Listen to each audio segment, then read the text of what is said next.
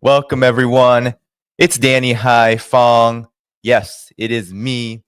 We are going to go right to Washington, D.C., to the National Press Club in just a moment, as soon as that event gets going.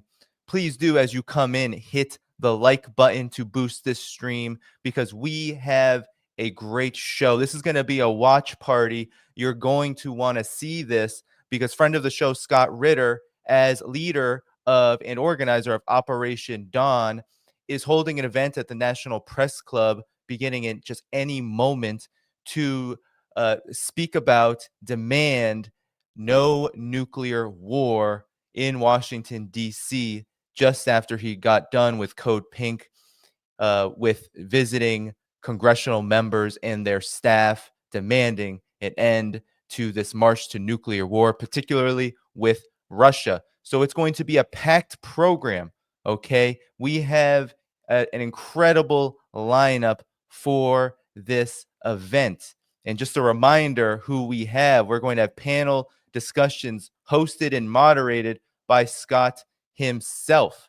We're going to see Max Blumenthal, Margaret Kimberley, Dan Kovalik, Wilmer Leone, Garland Nixon, Anya Parampil, Ted Postol, Jose Vega, Larry Wilkerson, and Mel Goodman.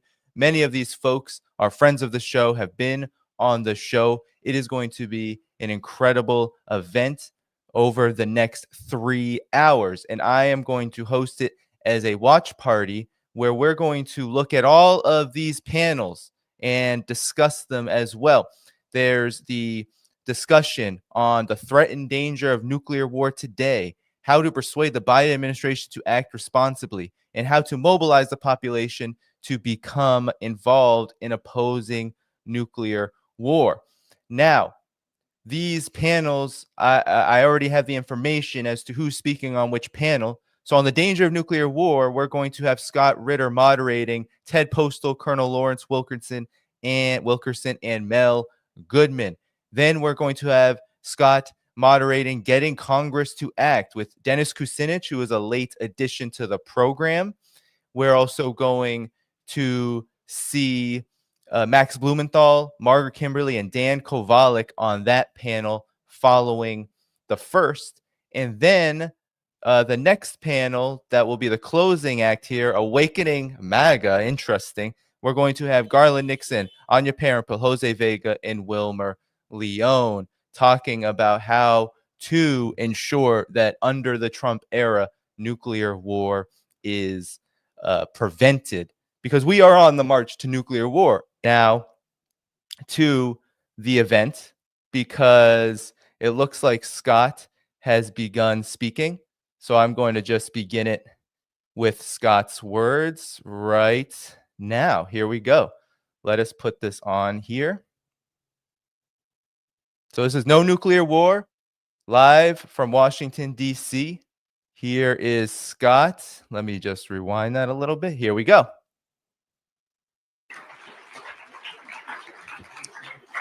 Welcome to the National Press Club and to this event, a call for action, the dangers of nuclear war.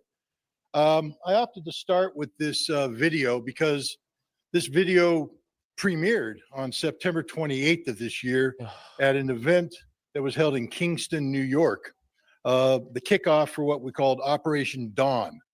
Operation Dawn was 4 questions that I was asking the American voter. Simply, what would you do to save democracy, to save America, to save the world through your vote in November? Basically, to say no to nuclear war. Because at that point in time, not a single candidate was talking about the danger of nuclear war. It's as if the conflict between the United States and Russia didn't exist. Well, my daughters were very scared. This video, by the way, was a song written by my daughter, the twin daughters. The illustrations were done by my other daughter and her fiance. Is sort of a replication of the drawings they did as children. You know, their father, it's tough to be the father or the child of a weapons inspector because he comes home full of doom and gloom. And it scared them, and they were scared to death about the danger of nuclear war. So they created this artificial world that allowed them to escape. And this video captured that, and it's what motivates me to do what I do. Saving the lives of my children, saving the lives of your children, saving the lives of all the innocent people in America and around the world whose existence is threatened by the imminent danger of nuclear war. Now, Operation Dawn was not a one-time event. We had other events. We had a very successful panel discussion in New York City, and we had another successful event in November. But now here we are. This is a continuation of this. Why? Because we are on the cusp of a nuclear war with Russia. The danger of a nuclear conflict today is greater than it has been at any time in our history. There are people who say, well, Scott, what about the Cuban Missile Crisis? The nuclear arsenals of the United States and the Soviet Union in 1962 pale in comparison to the nuclear arsenals that exist today, both in destructive power, deliverability, etc. Simply put, back then we could destroy a continent or two. Today we destroy the entire world. But the thing that's missing is that back then we were talking to our adversaries. We were having conversations. Khrushchev was speaking to Kennedy, either directly or indirectly. Ambassadors were talking to one another. Today, because of the Biden administration's orders, there is no viable dialogue with the Russian Federation as we are lurching towards a nuclear conflict, one that will destroy life as we know it on the planet. Now, we're going to get to this in just a second. I don't want to steal Dr. Postol's thunder here. But the danger is manifested in a number of ways. And one of it is the sense of helplessness we get as Americans. I don't know if you've been watching what's been happening in Washington, D.C. lately. On November 20th, there was a gathering by the Center for Strategic and International Studies. They invited Rear Admiral Thomas Buchanan. He's the J5, Director of Plans and Operations for the Strategic Command. That is the combatant command that does nuclear war fighting. They're the ones ready to fight the war. And he gave a keynote address, but he also answered questions. And I believe it was the second question asked by the moderator, dealt with the risk of nuclear war. And he, of course, started off with the standard, nobody wants to fight a nuclear war, right? Nobody wants to fight it. But he's the guy who writes the nuclear war plan. And then he turned around and he said, but we are ready to fight a nuclear war. We are ready to engage with the Russians in a nuclear exchange, he called it, as if that somehow diminished this destructive reality of a nuclear war. But that's not the part that scared me, because every iteration of strategic command in the history of the nuclear force of the United States has been prepared to fight a nuclear war. That's their job. They're prepared to fight it. But if you recall back in Ronald Reagan, when they were talking, when he was talking with Gorbachev, they agreed that nuclear wars cannot be won. Therefore, they should never be fought.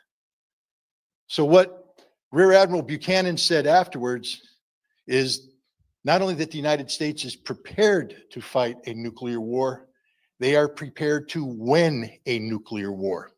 And the methodology of victory, while vague, was that we would, after we won, prevailed in this nuclear conflict, we would retain sufficient nuclear weapons capacity so that we could deter other nuclear adversaries.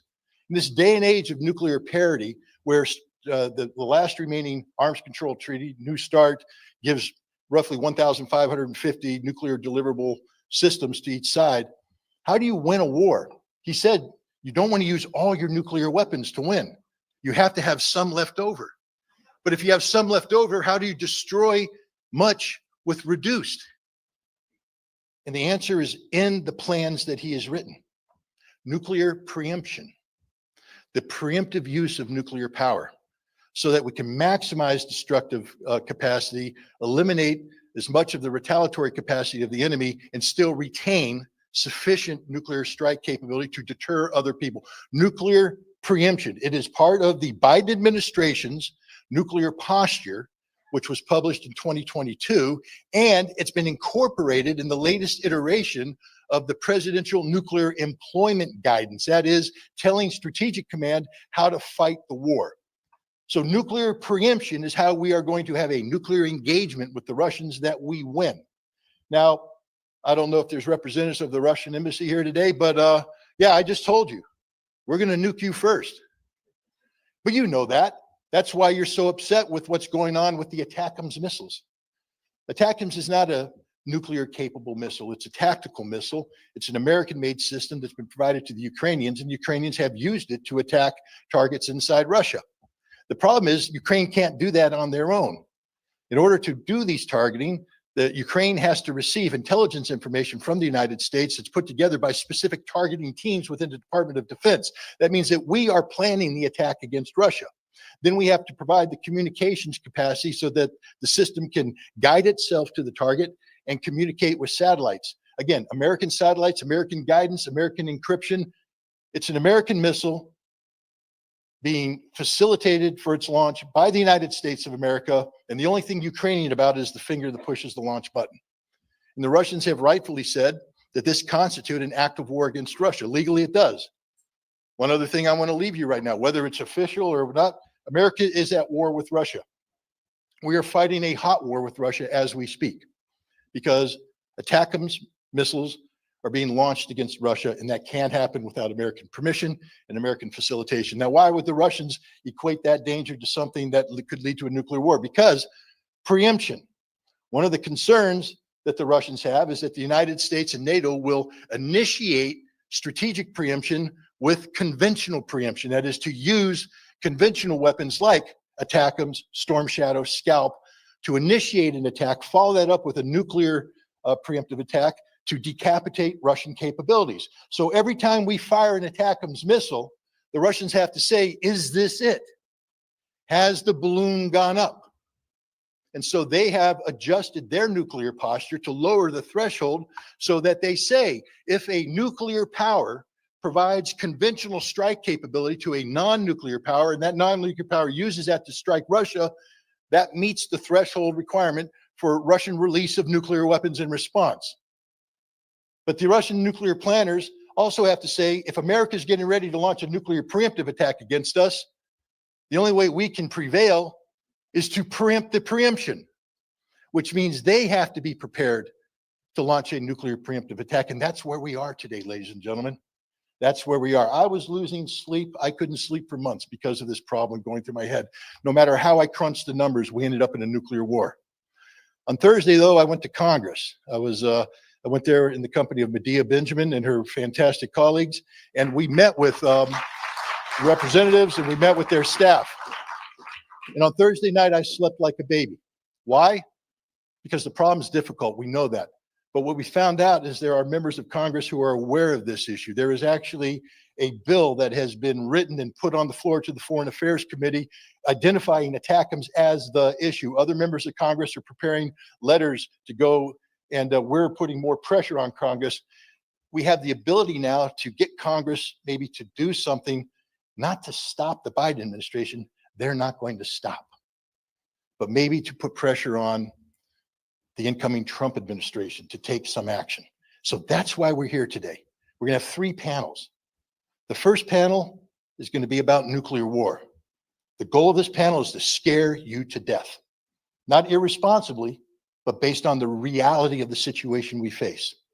The second panel is to try to engender some hope, but it'll be frustrating because we're going to be talking about what can be done to get the Biden administration to stop carrying out an act of war against Russia. Let me talk about that real quick. We spoke to a representative who we have to respect the discretion of the talk. I said, it's my understanding the U.S. intelligence community is briefing Congress and the White House that the Russians are bluffing. And that's why Biden has gone forward so aggressively. And he said, no, I had that briefing. That's not what they said. They said the Russians aren't bluffing, but the Biden administration is ready to have that nuclear war. And this is after an election where the American people said no to escalation in Ukraine and no to nuclear war with Russia. The Biden administration is acting in a manner that totally deviates from the will of the people. This is the dangerous situation. So how can we get Congress to do something to reverse this? The third panel is going to be, how can we take that same desperate need for intervention and apply it to what I call MAGA Maha. MAGA is, of course, Make America Great Again, Donald Trump's movement. Maha is Make America Healthy Again, Robert Kennedy Jr.'s movement. They came together, unlikely comrades. They've now unified to make America great and healthy again, apparently. But don't belittle it, because the moment RFK Jr. joined the Trump team, Operation Dawn, that effort we kicked off back in September, we reached out and I asked them to do something to get the Trump campaign to make a statement. I made that same request to every single campaign out there, Jill Stein's campaign, Kamala Harris's campaign, and now I made it to the Trump campaign. They did it. RFK Jr. and Donald Trump Jr. wrote an op-ed piece that was published on The Hill, where it said we need to stop the escalation of the conflict in Ukraine, and we need to make sure we prevent a nuclear war. Ladies and gentlemen, this effort works. This effort works, but we can't rest on our laurels. We have to continue to be aggressive in making sure that we, the people, do what we can to put pressure on the decision makers so they make the right decisions, so that we get to see Christmas, so that we get to celebrate New Year's, so they get to live year after year after year. So again, thank you very much for coming. Now what I'm going to do is introduce our first panel. This panel is designed to scare you. As I said, we have two distinguished fearmongers. Dr. Theodore Postol, he is a professor at the Massachusetts Institute of Technology.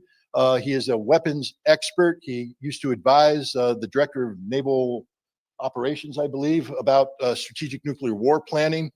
I have known him over the course of the last 3 decades. He first came to my radar when he said that American Patriot missiles weren't shooting down Iraqi Scud missiles.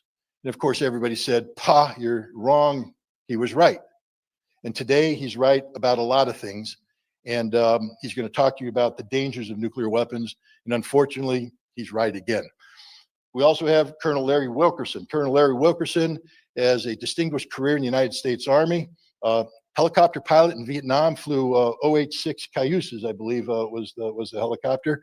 And then he went on to a career that eventually brought him into Washington, D.C. He was the chief of staff or a senior advisor to Colin Powell, when Colin Powell was a national security advisor to Ronald Reagan. And I thought it was from 1989 to 1993. So we had some crossover, not that you knew me, but Colin Powell was the national security advisor when the INF treaty was signed and played a role. And then Colin Powell went on to be the chairman of the Joint Chiefs of Staff.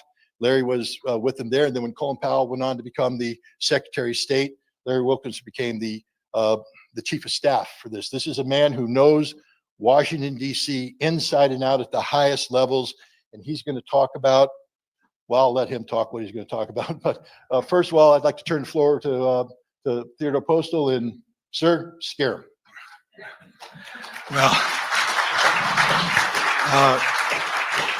Well, I hope what I'll do is just simply tell you the truth, and I'm certain that if I do my job properly, you will be scared. So anybody who understands what I'm talking about will be scared. Do we have the slides being projected yet? I can't see behind me. Yes. Okay. Since our concern during this panel is the possibility of an escalation to an unwanted nuclear war with Russia, Scott and I and Larry agreed that we wanted to brief the audience first about the effects of a single nuclear detonation on Washington. It's on a scale that you can begin to comprehend. The problem with nuclear weapons effects is they're on such a large scale that it's very hard from human experience to conceptualize what's actually happening. What I'm going to focus on is the effects of a single 800 kiloton nuclear detonation over Washington. And why don't we put up actually slide 3, if you can. And a single SARMAT long-range missile, Russian long-range missile, or an SS-18 carries 10 of these missiles. So we're only talking about 1/10 of the payload of a single missile. The Russian military command has about 400 of these that can be launched within minutes of a command. So they're very quickly launchable. Incidentally, they have to be because they are under threat from American ballistic missiles, which would have a very high probability of destroying these missiles in their silos before they could be launched. The Russians are fully aware of this, and I do not know directly, but I can assure you from my own experience as a nuclear planner in the United States that they have taken what they judge to be the most appropriate measures to assure that these missiles can be launched on short warning if need be. And this is a danger in itself, that the launch times are highly compressed. The Russians can also launch about 1,600 100 kiloton bombs from land and submarine launched ballistic missiles. I can talk about those in a question and answer period, but they are very close to as damaging as the 800 kiloton warhead, because nuclear weapons effects scale slowly with yield. So let me focus first on the bomb of 800 kilotons, which is shown to you on the screen here. What you're seeing now is the fireball, since the bomb is intentionally detonated at an altitude of about 1 mile over the city. It'll be clear shortly why the choice of 1 mile. Doesn't have to be that. It could be detonated at the ground or at another height of burst, but it's a reasonable guess.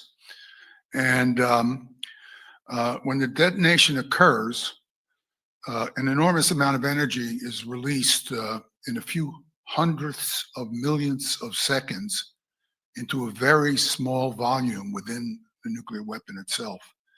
And because there's so much energy, the temperature goes up during the period of peak energy output to about 100 million degrees Kelvin. The center of the sun is about 20 million degrees Kelvin. So you can imagine how intense the environment is during this very short interval of output. The energy radiates from this tiny volume of space, mostly in the form of X-rays, very short wavelength light, electromagnetic energy. And the X-rays are absorbed by air. So because they're absorbed by air, they quickly go out at the speed of light, and they will heat a small volume of air, about 300 feet in diameter, to a temperature of about 1 million degrees. So we have cooled within a millionth of a second to a ball of just 1 million degrees, if that just 1 million means nothing to you. And this mass of air, which has not even moved at this point because it's happened so fast, begins to expand violently at about 1 million miles per hour. So it acts like a fast moving piston on the surrounding cooler air, compressing the air into a shock wave of enormous power and extent. So the fireball, when it reaches its maximum, which is shown here in this diagram, radiates about at a temperature of about 8,000 degrees Kelvin, and the surface of the sun is about 2,000 degrees Kelvin. So it's hotter than the surface of the sun. And in fact, this fireball is radiating light and heat at a rate probably 2.5 times, well, 2.5 times, determined by physics, 2.5 times the equivalent area of the fireball, the equivalent area of the surface of the sun that's covered by the fireball. So since the sun is 90 million miles away, and the fireball is only a few miles from the surface of the Earth, it can set fires at fantastic ranges in this case, about 6 to 7 miles from the detonation point. And the fires, as I'll show you shortly, are what generate the enormous amount of damage. Most people are focused on the blast pressure. The blast is almost irrelevant. And if you take the fires into account, you would find that the number of prompt deaths from a nuclear explosion of this kind of yield will easily be 3 or 4 times larger than what the Joint Chiefs of Staff would tell you when they briefed you if you were the President of the United States. We do not include the effects of the fireball. We are focused on blast, which is minimal, almost non-existent relative to the fireball. In the diagram, you see a kind of smudging of the ground below. That's because the ground is going to explosively disintegrate due to the enormous amount of light and heat from the fireball. So for example, if you were underneath the detonation point, where of course the brightness of the fireball is going to be most extreme, literally surfaces like asphalt would explosively evaporate, causing shock waves of their own. I mean, that's how enormously intense the light and heat from the fireball would be. If we go to the next slide, we see that when the fireball reaches its maximum diameter, it's got about 1% the density of air inside it.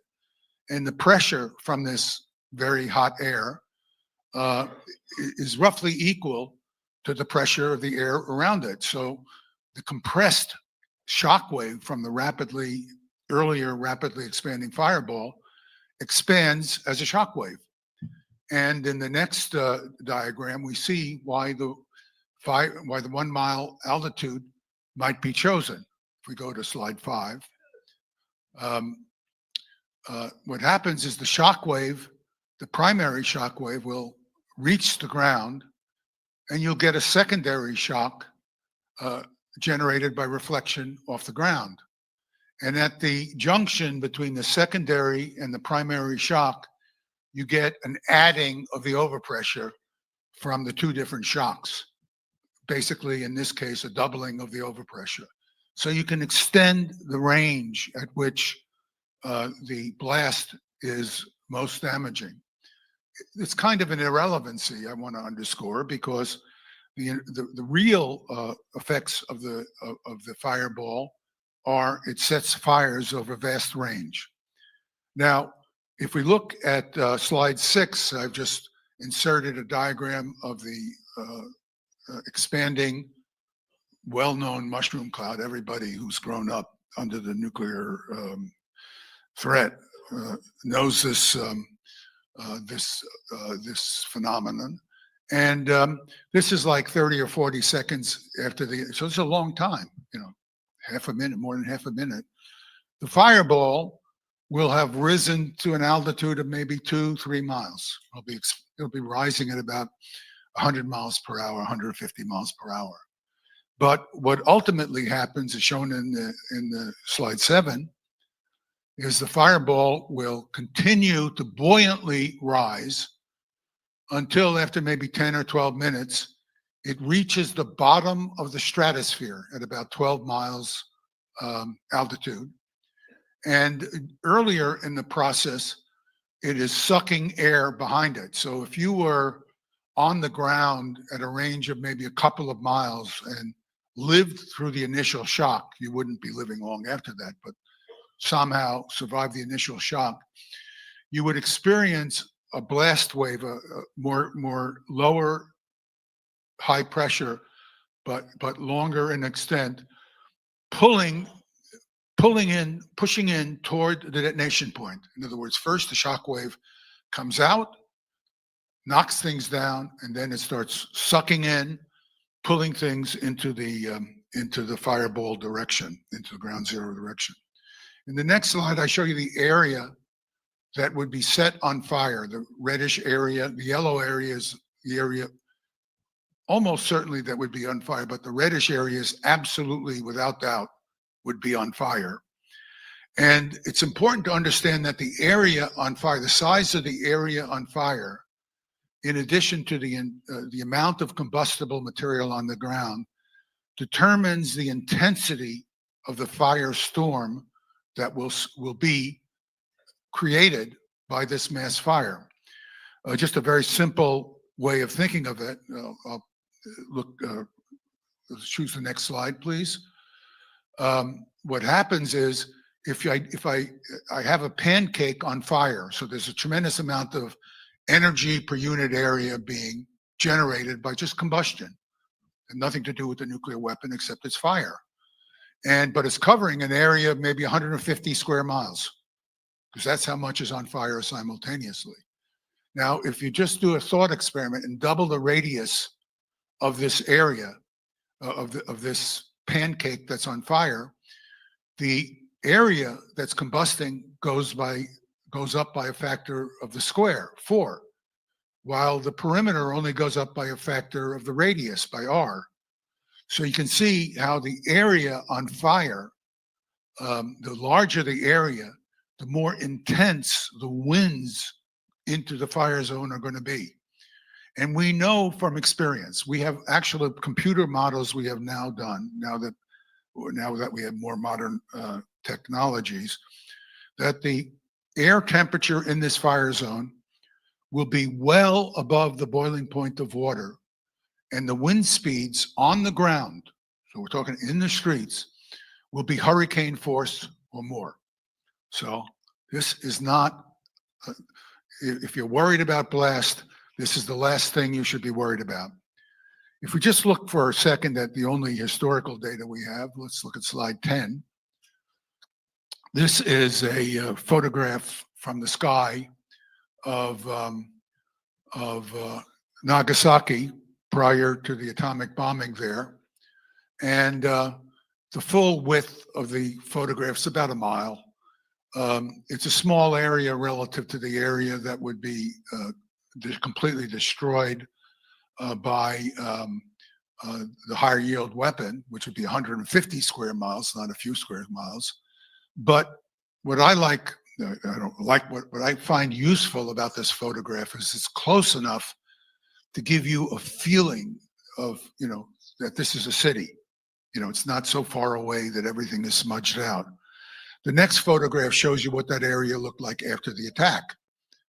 And this is kind of an understatement of what you would see if in the target area from this 800 kiloton warhead. Now, I'll end with one other comment, and that enormous cloud that I showed you earlier. 1 minute after that cloud has been formed by stabilized, well, it'll be a couple of minutes stabilizing, the radioactivity in that cloud is about 1 million times larger than the radioactivity released at Chernobyl at that particular moment, 1 minute. The radioactivity diminishes tremendously, very fast. So at 1 hour, it would be 5 or 10,000 times greater than what was released at Chernobyl. And one day, it'll still be 100 times greater. So those materials are going to be falling out of the cloud. That's a phenomenon called fallout. And that's going to create an additional hazard many, many miles, 50, 100 miles downwind, as well as in the target area as well. So this is just a very brief explanation of what could occur if a single weapon out of thousands were detonated over Washington. I'll stop here. Those of you who would like a slide deck, which would be more comprehensive because I've selected just a few slides for time limitations, just write me a little note at Postol, P-O-S-T-O-L, at mit.edu, and I'll be happy to send you a slide deck with all the latest and greatest pictures about what happens when a nuclear attack occurs. I'll need a couple of days to do it, so because I'm still traveling, but feel free to just write me. I'll be happy to send it to you. Thanks.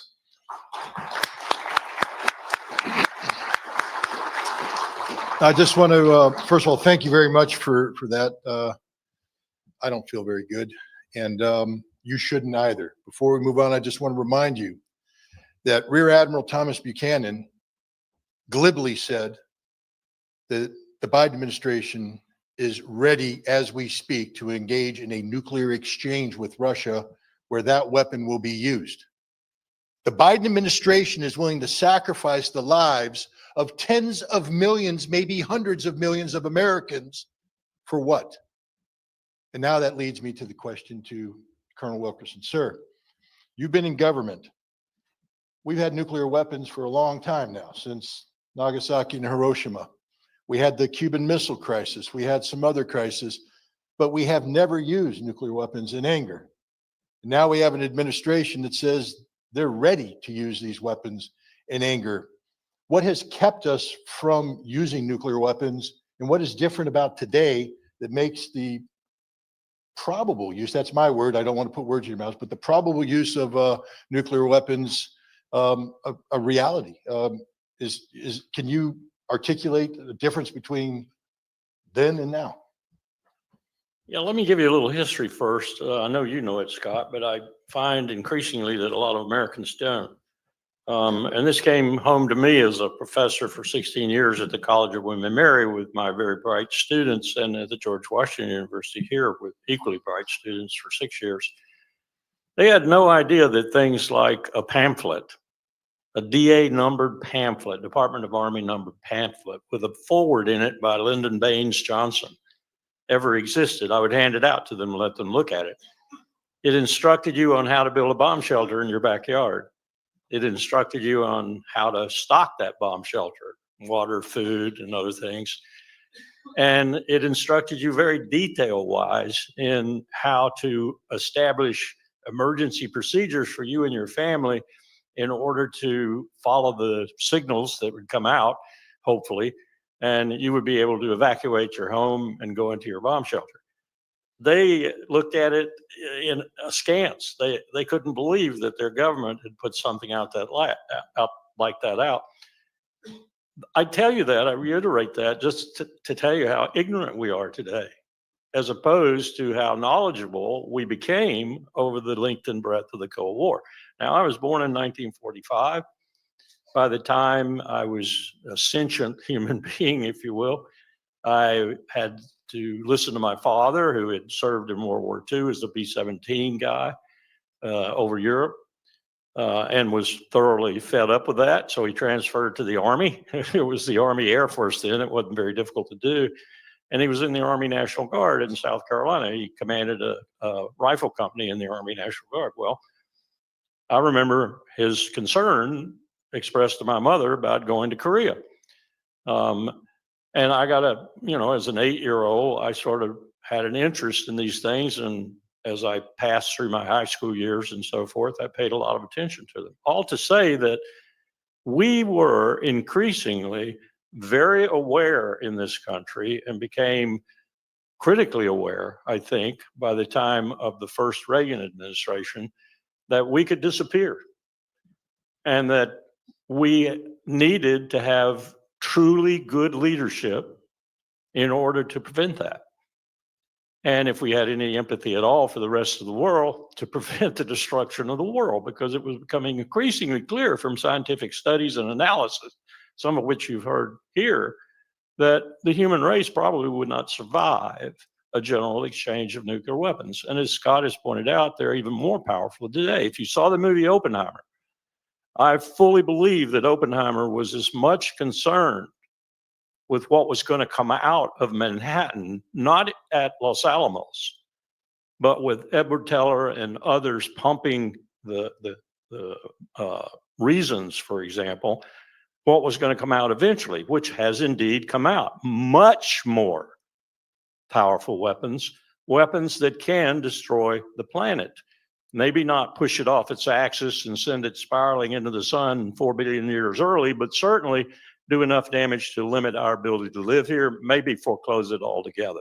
Just the nuclear winter alone, we found in analysis from a strike of medium number of missiles between India and Pakistan, and we did this because in 2002 they came very close to doing it, would probably cause a nuclear winter because of the drift of the clouds that would affect farming in the United States all across the West, in some of the most prolific states, and maybe even cause a dramatic food shortage. Just a small exchange between nuclear weapon states, India and Pakistan. I reiterate all that just to tell you that today we are talking to no one. Throughout the far more serious, in my mind, crisis over Berlin in 1961, when they built the Schandmauer, the Wall of Shame, we were on the verge of nuclear war, and it was existential for the Soviet Union. The German Democratic Republic, the GDR, East Germany, was disappearing. 10,000 people a week were crossing into West Germany. 200,000 crossed into West Germany in that year. They were disappearing. That was existential for Moscow, and they were going to go to nuclear war with us. There was no question in General Bruce Clark's mind, who was then commanding the army over there, turned his tanks around. They were parked in the concern with the gun facing in. He went out immediately and said, turn your tanks around, have the gun passing out. Oh, by the way, upload your basic load in your tanks now. It was a serious moment, and it took a lot of talk, and it had a lot of talk between almost everyone involved on both sides. And what we finally agreed to do, and the archives are finally reflecting this in some respects, you can find them at the George Washington University National Archives group, we actually acquiesced in the building of the wall. And when I say acquiesced, we didn't help, we didn't pour concrete or put wire up, but that 140, 150 kilometer eventual wall, we just stood and watched it go up. We didn't do anything about it because we knew that was the only solution to the problem. So when Ronald Reagan went and said, Mr. Gorbachev, tear down that wall, he was telling him to tear down the wall we helped him build. We knew we had to do that. And then along came Cuba, as Scott said, and it was much more dramatic, much shorter time frame, 13 days. Adlai Stevenson showing the pictures up at the UN and the crisis that resulted, and it was very serious there. I'm not trying to downplay it, but we've been here before, but we talked,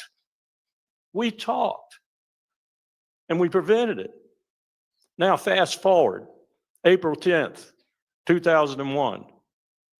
Dick Cheney and Donald Rumsfeld are trying to take over the United States government.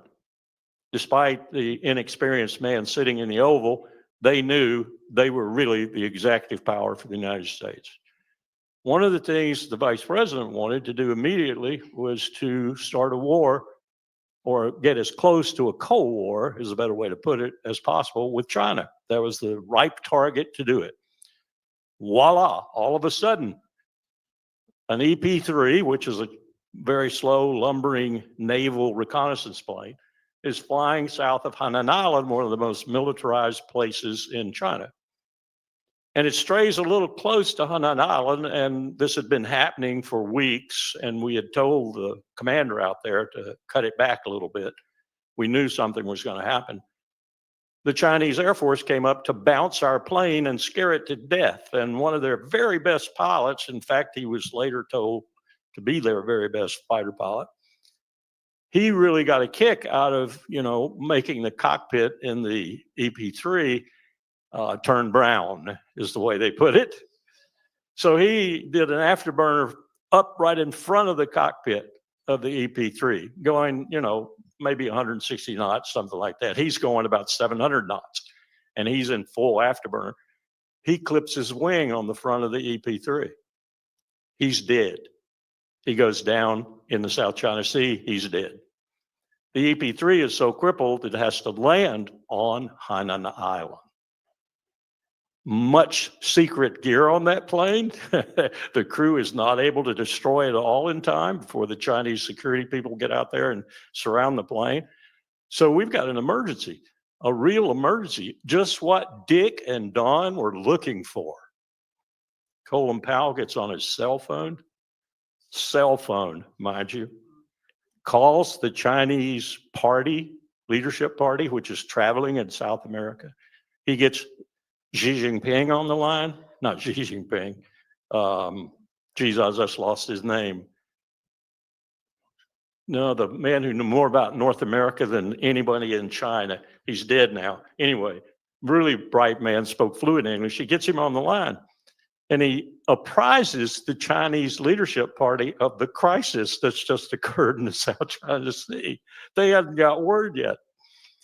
So within 24 hours, Powell has fixed it. He fixed it simply by, they agreed to a communique that would be in Chinese, and we agreed to one that would be in English. And in the Chinese one, they would not apologize, and the English one they would, and vice versa. And it was all. I just want to clarify that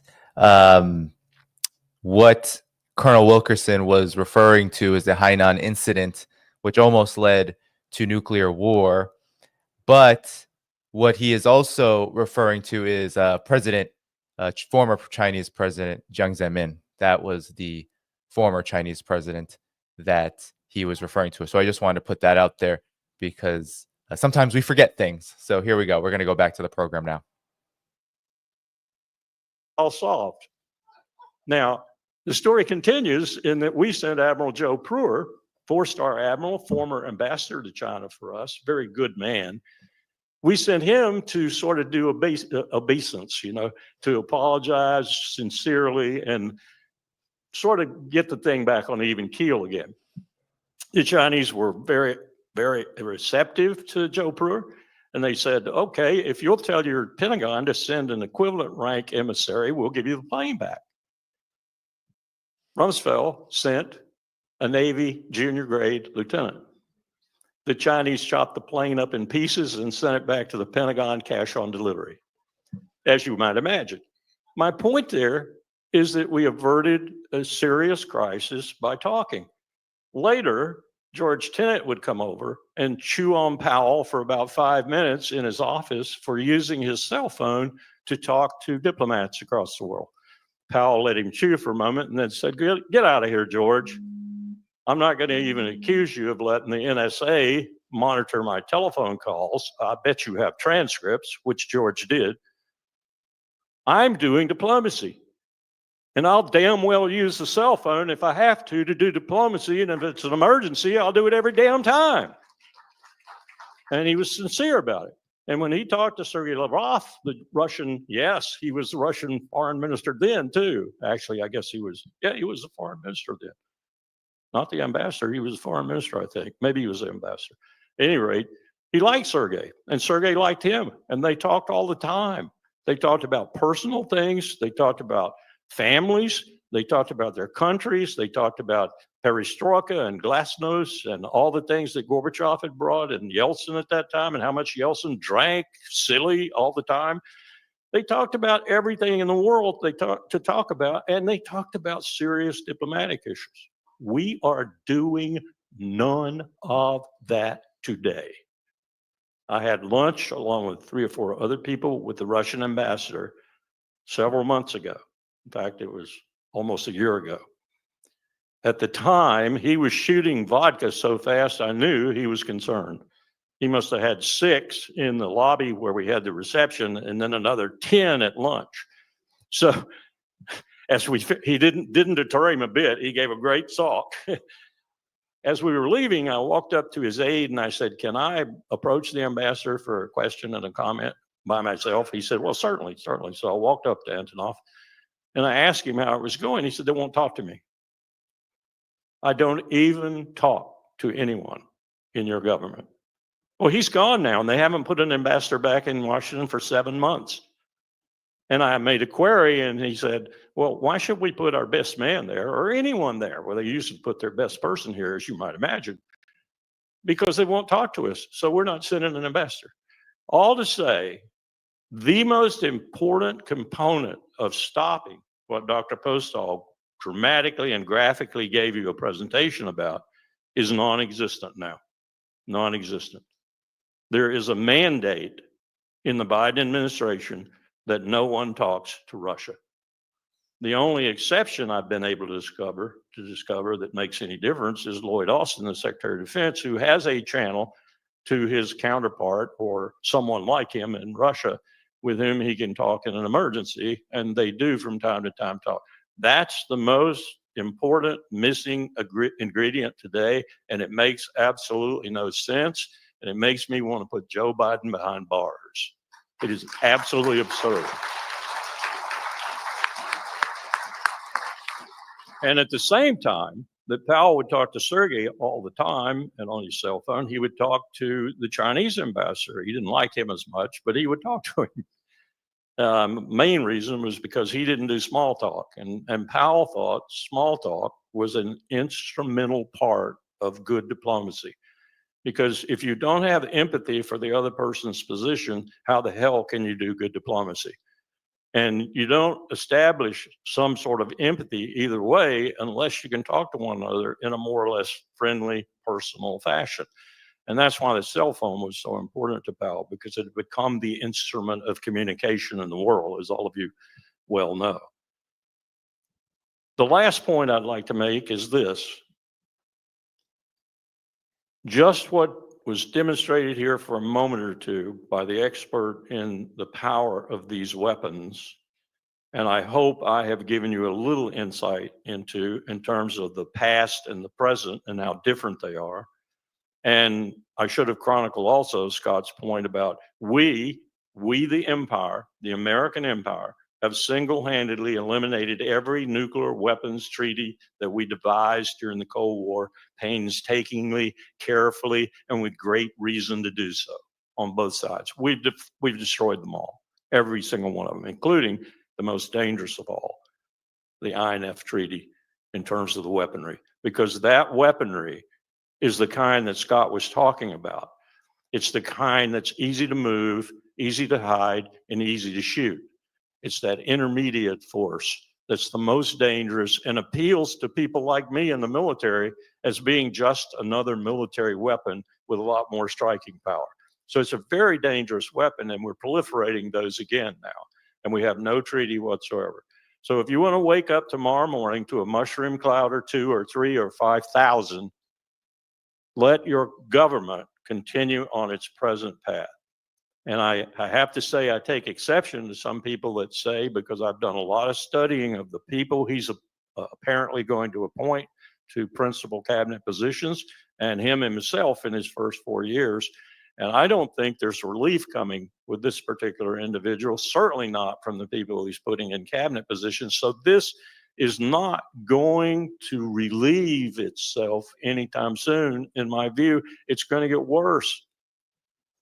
And I could finish, I won't, I've taken too long already, but I could finish by telling you how I think I could design for you a very, very believable, credible, not incredible at all scenario where we and our poodle in London march ourselves into a nuclear war in Ukraine with very logical steps taken along the way that would, in mass, in total, would be utter illogic. The one thing that's mitigating against that right now, I should say militating against it, is what I really predicted about 6 or 7 months ago. NATO's fallen apart. If you've checked Germany lately, it's not just Slovakia and Hungary. France has fallen apart. I doubt Macron is going to survive, and it's going to be interesting to see what happens, how they consolidate any kind of government. France always has a problem with that, especially when this sort of situation occurs, because they don't have the kind of constitutional fabric to push this situation into a place where they can fix it. They just have to fix it some way. And Germany's fallen apart because we did Nord Stream and because their economy is collapsing. And Schultz is very short term. I'll raise my right hand, put it on the Bible, guarantee you that. So it's falling apart except for our poodle in London and basically us. And we're going to get to the point where it's a matter, and this is horrible to say, it's a matter of Joe Biden's pride or Donald Trump's pride or the collective conglomerate of our government's pride. And we're going to do something really stupid. And I take exception to what Scott said. I know he didn't mean to say it the way he said it. We did use nuclear weapons in anger twice in 1945. And we will be the one who uses them first again in the 21st century, guaranteed. Okay, well, I have a quick follow-up questions, and I'm going to, in the interest of time, I'm going to compress them. It's a challenge that Colonel Wilkerson's aware of before, but I'm going to start off with Ted. You just scared everybody, hopefully, to death with that large nuclear explosion.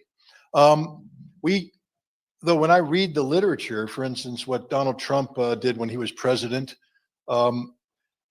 we created a new category of weapons called usable nuclear weapons, low yield nuclear weapons, a W-76-2, a low yield weapon that goes on the Trident missile on the Ohio class submarine.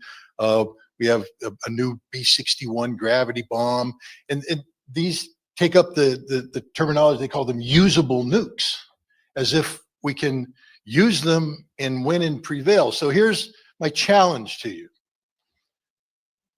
You're somewhere in Washington, D.C., and for whatever reason, you enter an elevator, and the decision maker for the United States enters the elevator with you.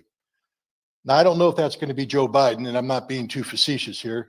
I personally think that Anthony Blinken is calling a lot of these shots regarding Ukraine and the use of nuclear weapons. So I'm going to say it's Anthony Blinken. The Secretary of State arrives, and it's just you two. And the elevator's going up. You're getting off at the same floor. You got 3-minute elevator pitch. How do you convince Tony Blinken that there's no such thing as usable nukes, that you can't win a nuclear war, and a nuclear war should never be fought? Because he's ready to use usable nukes, fight a nuclear war, and he believes they're going to be fought. The elevator door is shut. The clock's running. 30-second elevator pitch. Dr. Postol. I don't think it's possible. I think this is a man who doesn't listen.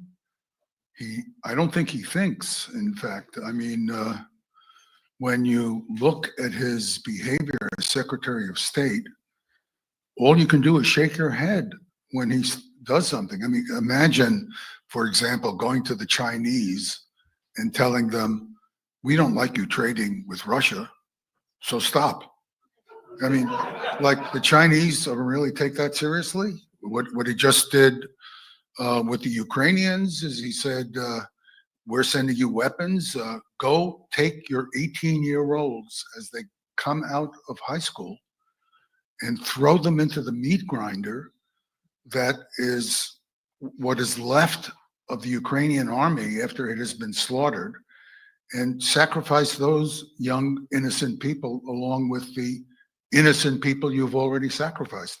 I don't know what you say to a man like this. I'm just, but Larry has more experience about these things. Well, I'm going to give Larry a different challenge. So we're going to start off with your answer, which is a First very thing I would tell Tony Blinken is he's the worst Secretary of State we've ever had. That wouldn't get me very far, but would it? But what Theodore Postol is saying is this is hopeless, that we have people in charge who are incapable of carrying out the kind of intellectual exercise to understand the insanity of that which they have wrought. And left to their own devices, we are all going to die. This is why I couldn't sleep at night for a long time, ladies and gentlemen.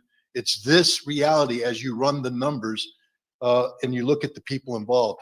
In 1983, NATO ran an exercise called Able Archer, or it was actually reforged. There's an aspect to this, which was Able Archer, which is a nuclear command post exercise. Long story short, we were going to test the release of nuclear weapons. It was just supposed to be an exercise. But the Soviets were monitoring the deployment of troops, the deployment of aircraft, and now this nuclear test. And the Soviets believed that we were actually getting ready to launch a nuclear preemptive strike. So the Soviets responded by putting their nuclear forces on alert, putting aircraft with nuclear weapons on strip alert. The SS-20 missiles were put on full combat alert. We were this close to going to war. We were supposed to have a guest here today, Mel Goodman, from a former CIA analyst. Unfortunately, Mel is sick and he couldn't make it today. But Mel was going to talk about Able Archer and what he did to help save the world, that he jumped over Robert Gates, who was his boss, when he tried to say, hey guys, if this exercise goes on, we're going to have a nuclear war. And Gates said, don't worry about it. Russians will never do that. Soviets will never do that.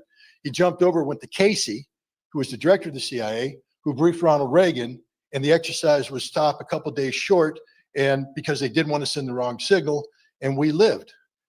But now here's the thing, because we don't want to spend our whole life rolling dice like this, do we? No, we need, sir, I'm going to put you on an imaginary airplane that's going to Europe. And for whatever reason, it landed in Moscow. And you got off the airplane and say, you can't leave till tomorrow. We're taking you to a hotel.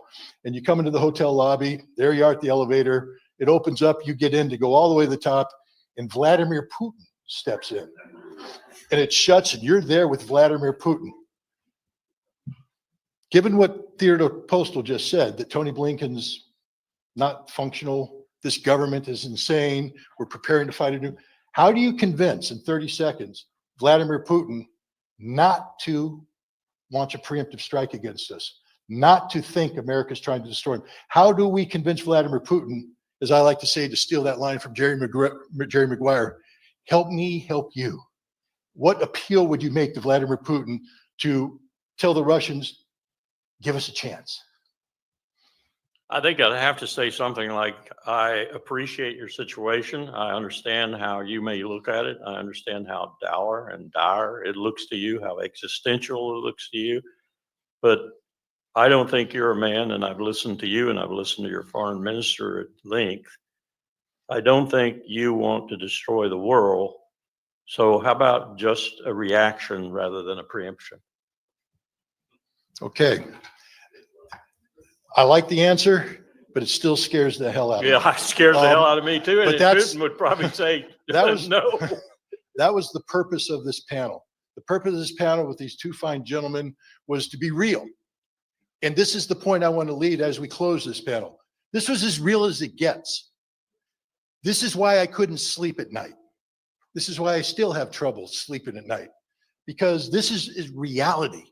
This is the hard, cold facts of where we are today, with a system that is ready to fight a nuclear exchange with the Russians to win, and they aren't using the tools that we normally use to stop this sort of thing, the communication that Colonel Wilkerson talked about. So now that I've made life hopeless for you, we're going to bring an end to this panel. I'd like everybody to give applause to Theodore Postol and Colonel Wilkerson, and then we're going to see if we can inject some hope into this situation.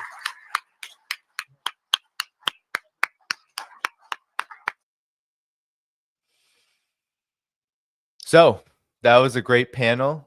I think they're going to make a transition now between Colonel Wilkerson and Ted Postol and the next panel. There you see Dennis Kucinich coming up. I just want to say to what Colonel Wilkerson said about the United States just not doing diplomacy anymore. During the first Cold War, the United States had to do diplomacy because the United States was confronted with an entire alternative economic and political system. So this is a much different period. And what the United States does now is, rather than do diplomacy, what does the United States do? Led by Biden, Blinken, but it's going to happen under Donald Trump as well. What do? They go to the next war. They expand. They keep building up the road. Up, it looks like there's Scott again. All right, here we go. The one thing that we're looking at right now, and this is something that came out when I roamed the congressional office buildings, is that Congress is not very well positioned today to do anything. We're just in one of those unique time periods where an election took place. We have a Congress leaving in 2 weeks. It's hard to get legislation going, but I believe through the tool of Congress is our only chance to get the Biden administration to change tax. So that's why we've assembled this panel. We have Dennis Kucinich. He's a former mayor of Cleveland, former congressman, all-around good guy. He just ran an unsuccessful campaign for office, but a noble campaign nonetheless. We have Dan Kovalik. He is a civil rights attorney, a very experienced activist. We have Margaret Kimberley, who is a journalist, a writer of some note, also a social activist. And we have Max Blumenthal. He is the editor of the Gray Zone and an important part of the alternative media today. Dennis, I'd like to start with you, if I can. You've been in Congress. You've operated there. You know the realities of Congress. Here we are, December 7th. What can be done? How can we get Congress activated? What can Congress do? What are the tools available to Congress to get the Biden administration to change course? And specifically what I'm talking about is to get the Biden administration to stop allowing Ukraine to fire ATACMS missiles against Russia. Yeah, first of all, Scott, I think on behalf of everyone here, we want to thank you for your leadership in bringing us together, and for your personal courage in being willing to step forward to challenge this establishment, which would destroy this country if it's left unchecked. Today, I published on Substack a piece called Biden's Nuclear Going Out of Business Sale. And I would urge you to check it out because it bears on the discussion that this panel will have, but also on the remarks of Colonel Wilkerson and Dr. Postol. I want to thank my wife, Elizabeth Kucinich, for her help in editing that article and putting it in shape for publication, as well as all the other Substack posts that I've done. And I would urge you to go to it when you get a chance.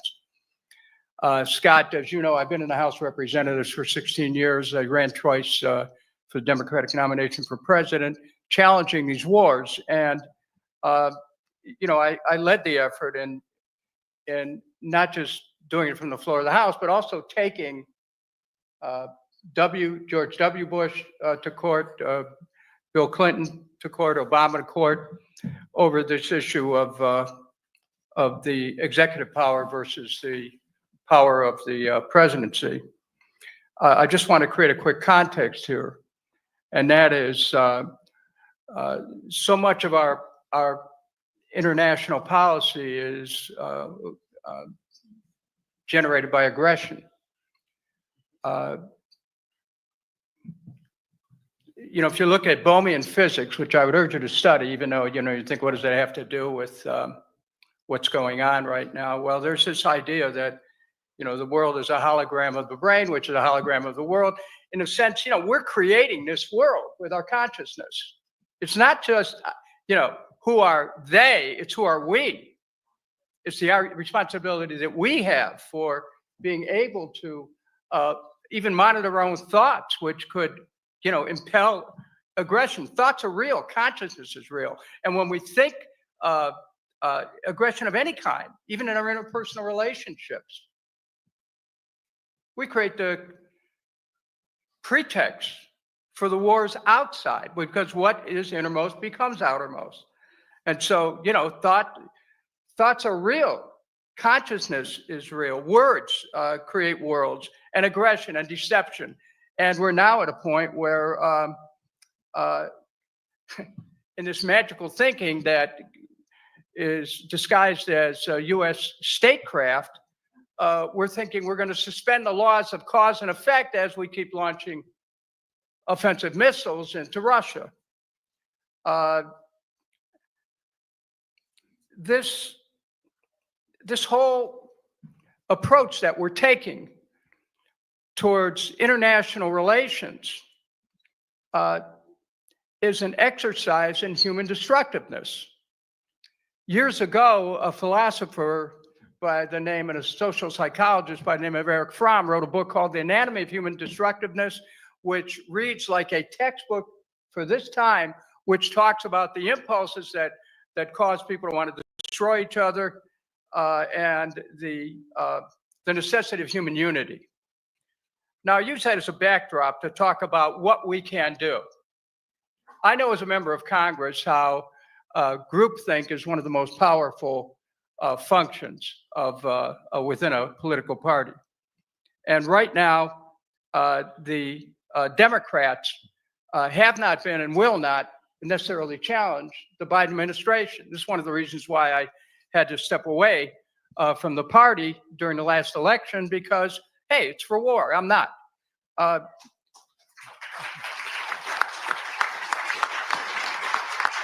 But what's happened, and what's happened with all political parties are essentially a reflection of dichotomized thinking of us versus them, whoever they are. And with that comes into the law, black versus white, rich versus poor, up versus down, you know, inevitably destroying what threatens us. And, you know, if reality is indeed socially constructed and culturally confirmed, we've created a violent society which we're projecting worldwide, and as a result, putting ourselves and the world in jeopardy, which Ted Postol and Larry Wilkerson have described. What has to be done right now? Well, the fact of the matter is that Joe Biden, and not only Biden, but the head of the UK, the Prime Minister, and the head of France, have all violated their own nation's constitutions, which do not allow executives to be able to take action absent approval of a legislative body. So, I mean, right now, as soon as you say, well, this is an impeachable offense, people start clutching their pearls, or they run to their computers and send out a message. Kucinich says Biden ought to be impeached. Well, we're past that right now. It's too late. Congress must act. Now, let me explain. Because I've had the rare opportunity to sue one president after another over this question of Article 1, Section 8, the responsibilities of members of Congress include whether or not to declare war. We are in a state of war right now with Russia. We're in a state of war that we have created by placing these offensive missiles and launching them with our personnel and data into Russia. Now, executives don't have the ability to do that. Only Congress does. People say, well, what can Congress do? The reason why impeachment in this case is ineffective, and the reason why even court action is ineffective, previous courts have ruled that Congress's essential power is the power of the purse. And so we need to be calling members of Congress now, saying to cut off funds, freeze the funds, and they need to take action to do that now. Congress must freeze the funding, cut off the funding, and at least go out there and make it an effort to say, in doing that, it sends a signal to Russia that there are cooler heads that are ready to prevail in the United States. Because if we don't do that, Scott, and this is why you brought us all together, we are looking at the potential of the unthinkable. And, we all look around and we think this reality that we have is guaranteed. No, it's not. People throughout the 20th century thought that. There was 100 million people who died in wars in the 20th century. We all, and they were very modern at their time. It was all modern then, it's modern now. Well, we have to shift the consciousness of this country. And it's not going to happen overnight, but it needs to start happening. That's one of the reasons I proposed the Department of Peace more than 20 years ago, that, we need to start looking at the violence in our society, in ourselves, and looking at grabbing onto that transformational impulse, that instinct within us, as the poet described it, that reaches and towers.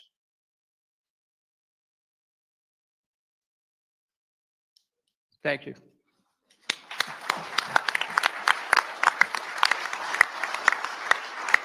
Thank you. Thank you very much for that. One of the big aspects of this panel is to talk about constitutional issues.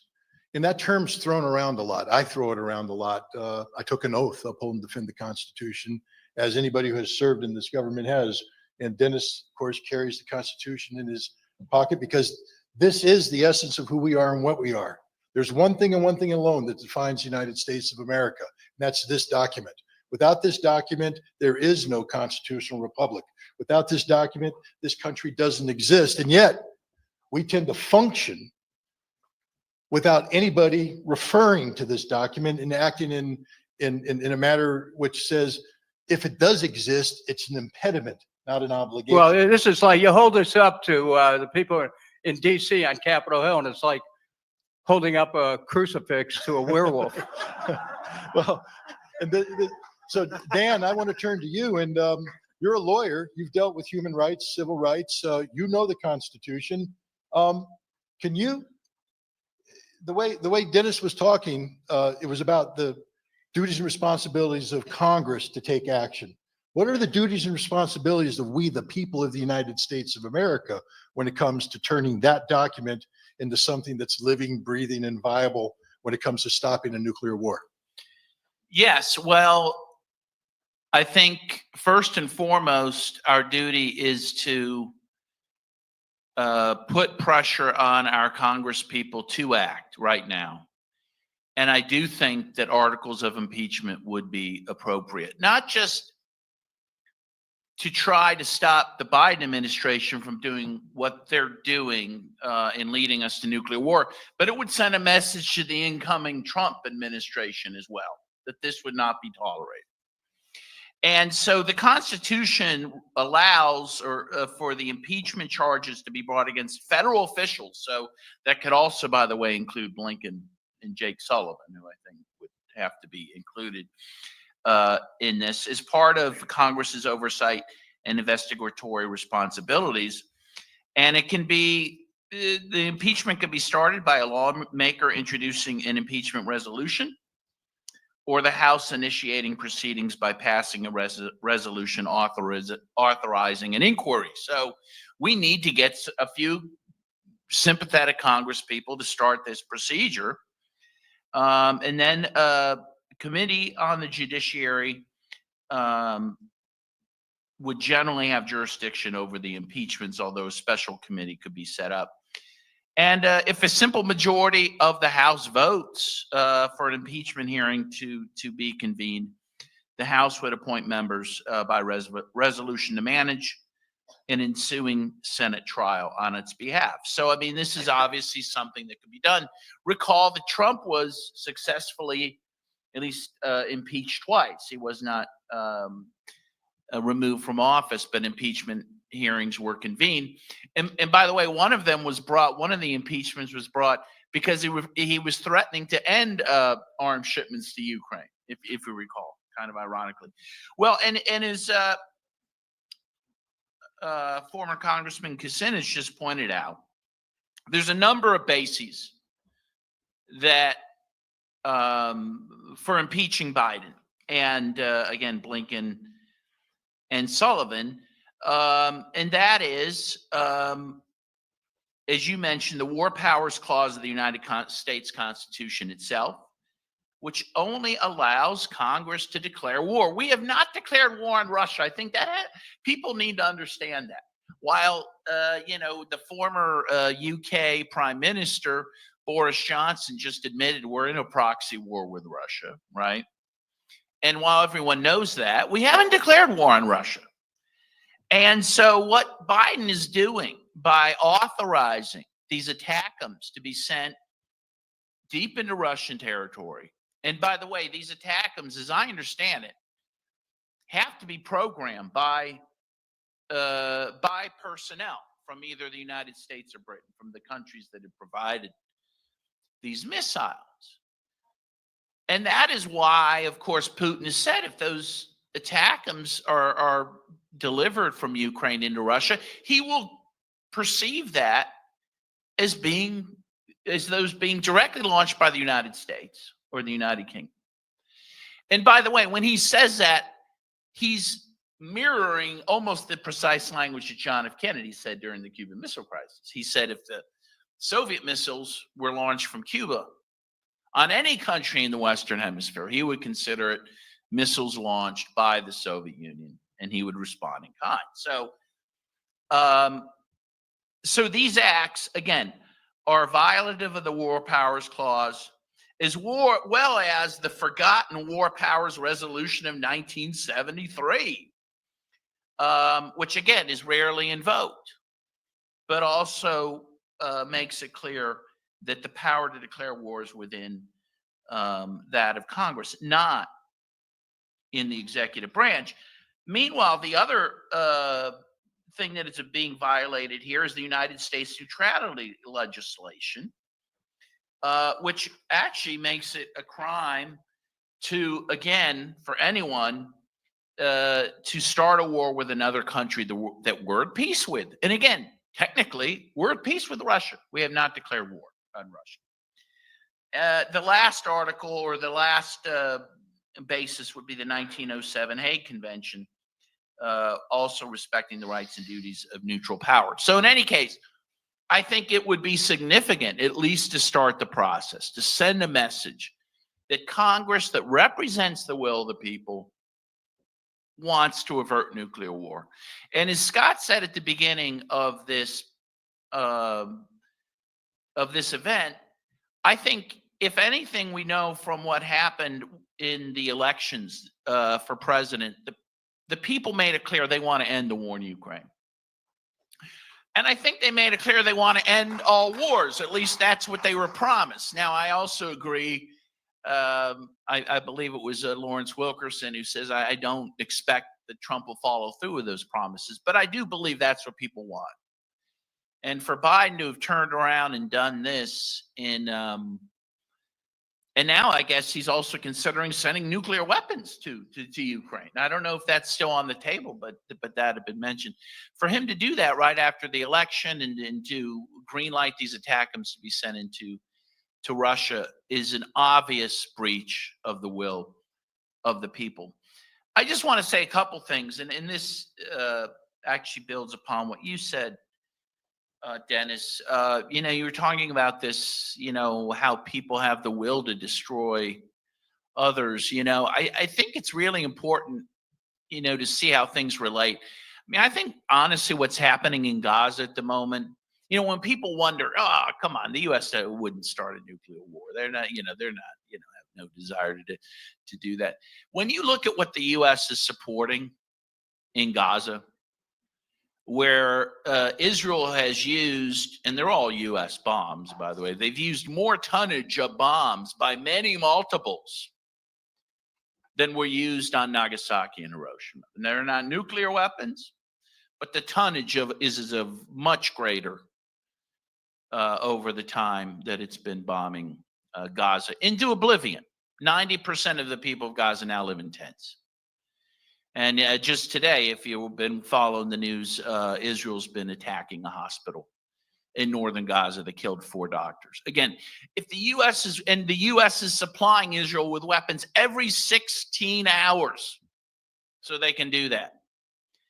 The U.S. is willing to do that, to engage in what is an abomination happening in Gaza. The same leaders are willing to start a nuclear war. Thank you very much. Thank you. I'll just give you my takeaway real quick. Being a citizen is hard work.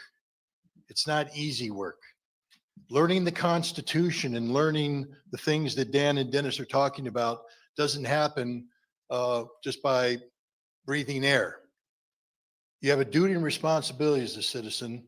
You have to learn this stuff. You have to breathe it, bring it into your body, and you have to live it. Otherwise, this thing we call a constitutional republic is not going to survive very long. Margaret, I want to ask you a question. We speak of the will of the people manifested in November. But, that's only the will of the people who voted for the guy who won. There's a whole bunch of people who voted for the other person. And they're not necessarily happy with the outcome of this election.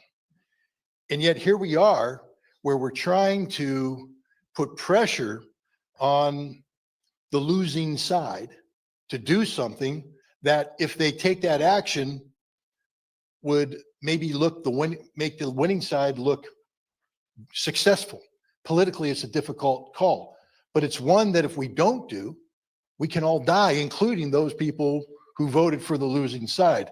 How do we collectively engage the demographic that lost the election and get them on our side, not the side of the Republicans, on the American side, to stop this mad rush to nuclear war? Well, thank you, Scott. I've, ever since you invited me, I've been pondering this very difficult question of popular action and the movement that we need. And I'll tell you a little story that happened to me just yesterday. I was talking to a relative and telling her that I was going to be in Washington today. And she says, "Oh, what are you doing?" I said, "I've been asked to speak." And she said, "About what?" "About the risk of nuclear war." And I went on to say that, Biden has authorized missile strikes deep into Russia. And this puts us at risk of war, hot war with Russia. And she said, "Well, I don't see anything wrong with that, because what's Putin doing over there anyway?" Now I tried to. Now this person is an intelligent person, reads the paper. But what did Mark Twain say? What did Mark Twain say? If you don't read the paper, you're uninformed. If you do, you're misinformed. But I tried to explain that, she said, "Well, how did this start? What was Putin doing?" And I said, "Well, I tried to explain, in 30 seconds, the last 30 years of history, and that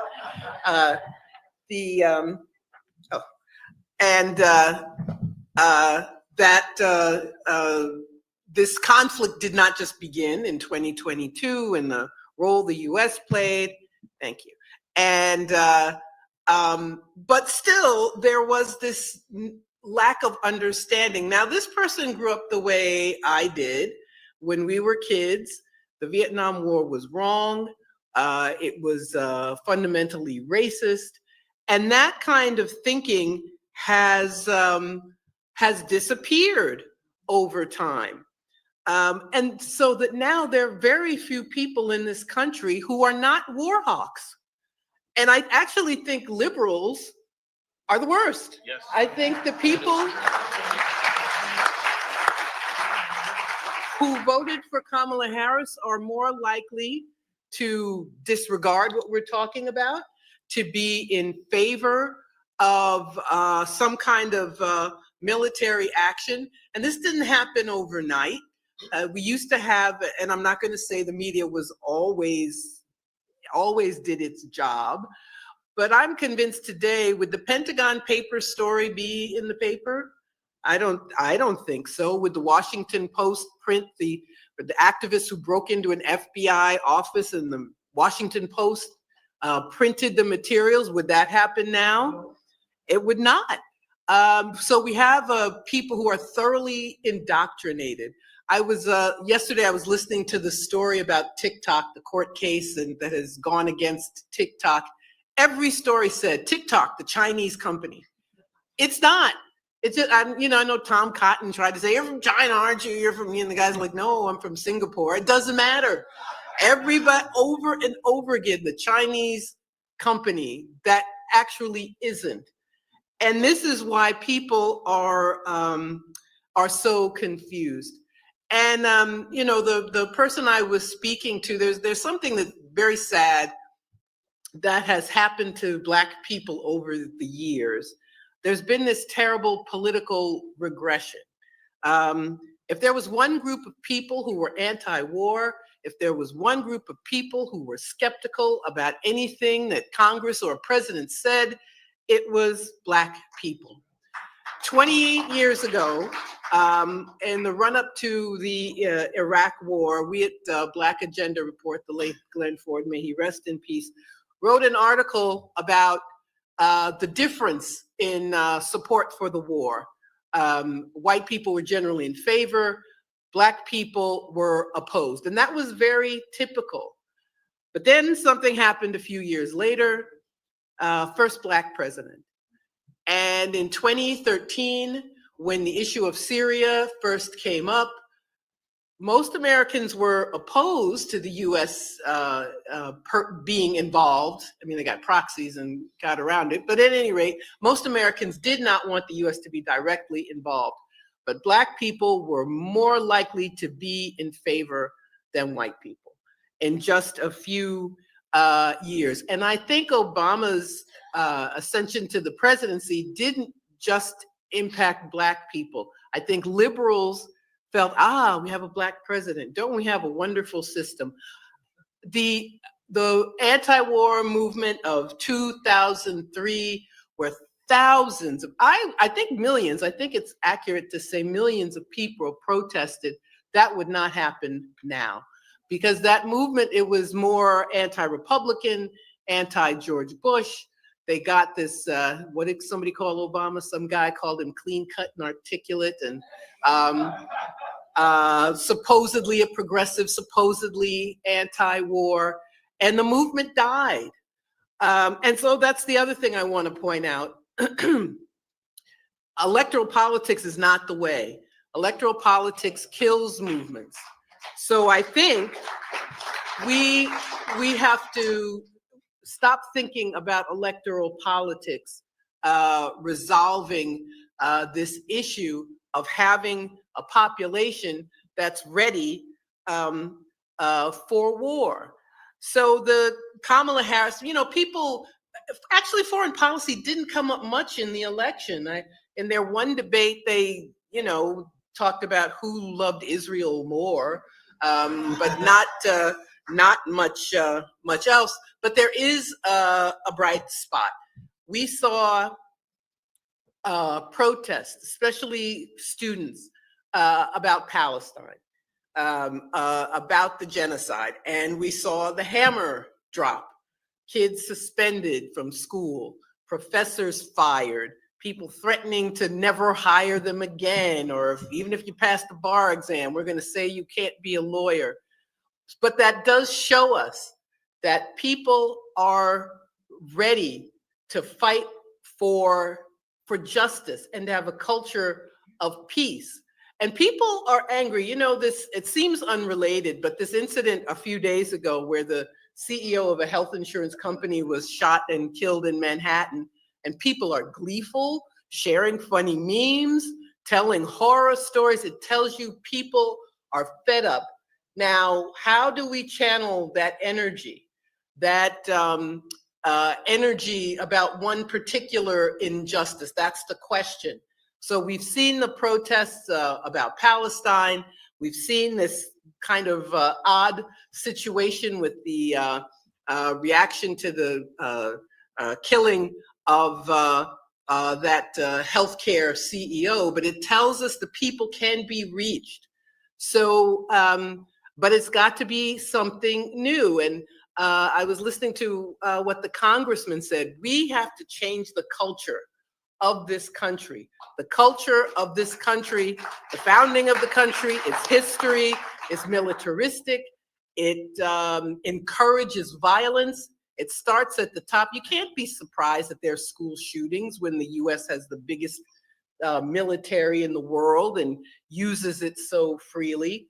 So we have to talk about and think about changing the culture of this country, because those members of Congress, those who get it, I think it was last year that a few of them wrote a letter about a ceasefire in Ukraine, and they repudiated themselves a day later because somebody got to them and told them to, and they said, oops, sorry, and there was some crazy story about everybody didn't get the draft or something like that. No, the hammer dropped on them and they went along. So it's got to be outside of electoral politics, outside of Congress. We have to talk about how to move the people, because the people are ready. And if more people, not even most people, if a large enough minority of people knew what we were talking about today, I think we would see a movement to stop this madness.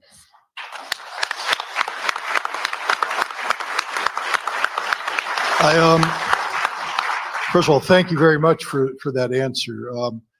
Believe it or not, I actually spent a lot of time trying to write these questions and to lead a discussion and a dialogue. But the thing about when you write a question, you don't know what answer you're going to get. I sort of knew what Dennis was going to say. He's a congressman. We're talking about Congress. Okay, so we're comfortable with that set. I knew what Dan was going to say. He's a lawyer, constitutional lawyer. We can sort of predict what he's going to say. I can't predict what Max is going to say, but I think I have an idea. We were talking about the media because we're comfortable with the media. Margaret, you just did something that is phenomenal. And I'm going to ask this of everybody who is watching this, streaming, everybody who's here today. Take this clip and separate it and study it, because that's the way forward. That's the way we're going to have to go to solve it. And I thank you for your answer. Thank you very much. Now, Max, Margaret's not going to get anywhere, however, her message can't be heard. And she brought up a couple challenges. Would the Washington Post today allow the Pentagon Papers to be published? The answer is no. Would mainstream media do? I just want to, how many members of the mainstream media are here today? But you know what? It doesn't matter, because we're streaming out to millions. We're getting an impact through this cooperation that CNN and MSNBC and the mainstream media can't get. So my question to you, Matt, is the mainstream media dead? Is there a role for alternative media? And how do we make alternative media the alternative to mainstream media? What are the checks and balances? What do we do about quality control? You're the editor of the Gray Zone. You've come under a lot of criticism for your approach, but you've also come under a lot of praise for your success. So the floor is yours, sir. How does alternative media help us stop a nuclear war? Yeah, thank you. You said my remarks would be unpredictable, and I didn't really prepare, so I don't know exactly what I'm going to say. I'm going to kind of freestyle, but before I do, I think I came up with one solution where Margaret's asking about the way forward. I think if we could just appoint Benjamin Netanyahu as CEO of Kaiser Permanente, we might start seeing some progress in the world. Certainly celebrations would go global. Well, this video just got kicked off of YouTube, but that's okay. Yeah, you just got demonetized. We're streaming. We just got demonetized. What I'm just, thinking of career possible opportunities for him after his coalition with various Nazis collapses. So the media, yes, mainstream media is collapsing before our eyes. Look at the view count, the view counts that they get on MSNBC's YouTube channel, or their Nielsen ratings. Just how many people are watching Ari Melber, my former colleague at The Nation magazine. It's about 30 to 40,000 people who have the TV on in the background who are 75 and older. And no offense, I mean, I see most of the people here older. That's the way it always is at dissident events. I say never trust anyone under 30. But we are actually at the Gray Zone. Our live streams get more viewers than MSNBC on like daytime and MSNBC, where they're like, and it's just it's a sign of the time. Scott Ritter kills us. I mean, and when Scott speaks, people listen. People want to hear us and Scott more than they want to see four woke pro-war professors with funny glasses on an MSNBC panel. I mean, it's just the way it is. And it was not always this way. I mean, it's technology, but it's also because of the nature of the empire today, the nature of corporate mainstream media, where we are at this point in history, and the rising consciousness in the public, especially since October 7th, which has really galvanized activism among younger people. And just, I have some reflections about that. I wasn't setting out to be some alternative media guy. I wanted to be like maybe a MSNBC host, with Chris Hayes. I used to work with Chris Hayes, and Rachel Maddow impersonator at The Nation. I knew him, but he just kept on the straight path with the Democratic Party wherever they went. He wasn't seeking the truth. I started out, just hitting the Republicans during the Bush era. And I was thinking, if we could just get the neocons out and get Bush out, then everything will be fine and the war will end and the wars will end. I wasn't really seeing things quite clearly enough during the Bush era. It took Obama to kind of wake me up. It also took Palestine to wake me up. So after I wrote a best-selling book called Republican Gomorrah, which is about the political psychology of the Republican Party under Bush, which was really controlled by the Christian right, actually a different Republican Party than Trump's Republican Party. They weren't having as much sex as Trump's Republican Party is. I mean, they got some freaky characters in the MAGA base right now. They were like, pious. But I got on Terry Gross on NPR. She booked me. She's like, Max Blumenthal, you've been going to a lot of tea parties. And I just, gave her the rap. Within like seconds, my book was in the top 10 on Amazon. I was beating all the AstroTurf bulk bought right-wing authors, Glenn Beck and Michelle Malkin. And so I had a bestseller. So I went back to my publisher and I was like, you know what? I want to do a book on what the real Israel is that Americans don't know. And they had to say yes, because they didn't expect me to do this well. That book was published by Nation Books through the Nation magazine. It was called Goliath, Life and Loathing in Greater Israel. I think that has stood the test of time. If anything, I went too soft on Israel with that one. That came out in 2013. And when that book came out, first of all, it was, when many people who had supported Obama started to realize that they had been potentially bamboozled, even hoodwinked. And so there was a good audience for it, but there was enormous resistance at the Nation magazine and within the progressive media that I thought was going to be so supportive, because the progressive media just supported the Democratic Party. And there was a guy who is completely irrelevant now, who had a lot of power at the Nation magazine, Eric Alterman, who wrote 13 attack pieces on me inside the pages of the Nation for besmirching the great reputation of Israel. By the end, he was defending Netanyahu as a liberal. And, I saw him at the airport a few years later, like customs, and I walked up to him. I was like, thank you for helping sell my book. I couldn't have done it without you. He was shaking. He didn't know what to say. Like 2 years ago or 3 years ago, Eric Alterman wrote a book about how fascist Israel is. It's like a boring version of my book. And that's what just keeps happening again and again. So I was pushed out of the Nation, though, because of that. It just got too uncomfortable for them. Then the whole apparatus of progressive media that started during the Bush era, Truthdig, Alternet, all these publications that I was writing for started to collapse. And I was forced into alternative media simply because I wanted to tell the truth. And it wasn't going to be possible within the progressive base of the Democratic Party anymore.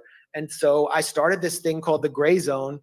And really, it was started as just a WordPress site that has really found its voice because so many people feel the same way we do. It's a nonpartisan site. And we try to put forward the original investigative reporting that we think a decent media should do. We really found our voice, I think, when I published my investigative series on the Syrian white helmets. It was one of the biggest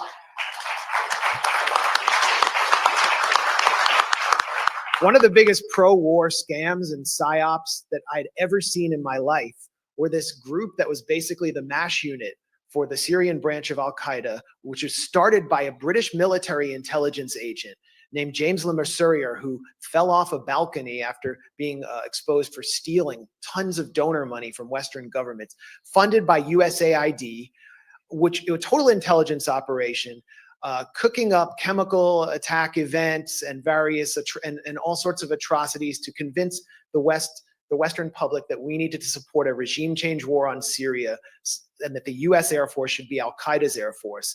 This group needed to be exposed, and no one had touched it except for journalists like Vanessa Beeley and others who are in alternative media, but were just constantly being denounced as Assadists. And I think we helped move the reality of the white helmets. We forced more of the public to grapple with that reality. Then we started to find more of a voice, joining forces with Aaron Mate to challenge the Russiagate deception, which has been fully discredited because so few people on the left understood that this was not just about humiliating Trump with PP tapes. It was about paving the path for the war that we've been discussing here today and grooming the Democratic Party's previously anti-war base as fanatical neocons who want to join forces with the Cheneys, which all happened.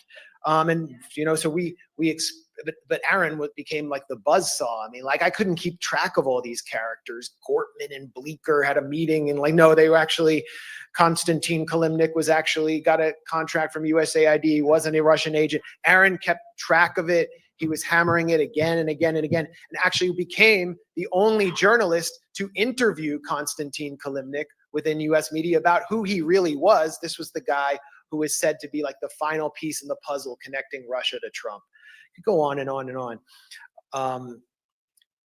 But October 7th happened, and everything felt like it was coming full circle from Goliath. And we had been challenging the proxy war in Ukraine, explaining why this really happened, how it was provoked, how it was actually, we were being told, Russia's invasion of Ukraine, Russia's unprovoked invasion of Ukraine. That was part of the talking points. And what we set ourselves to the task was to show how this was the most provoked invasion in history.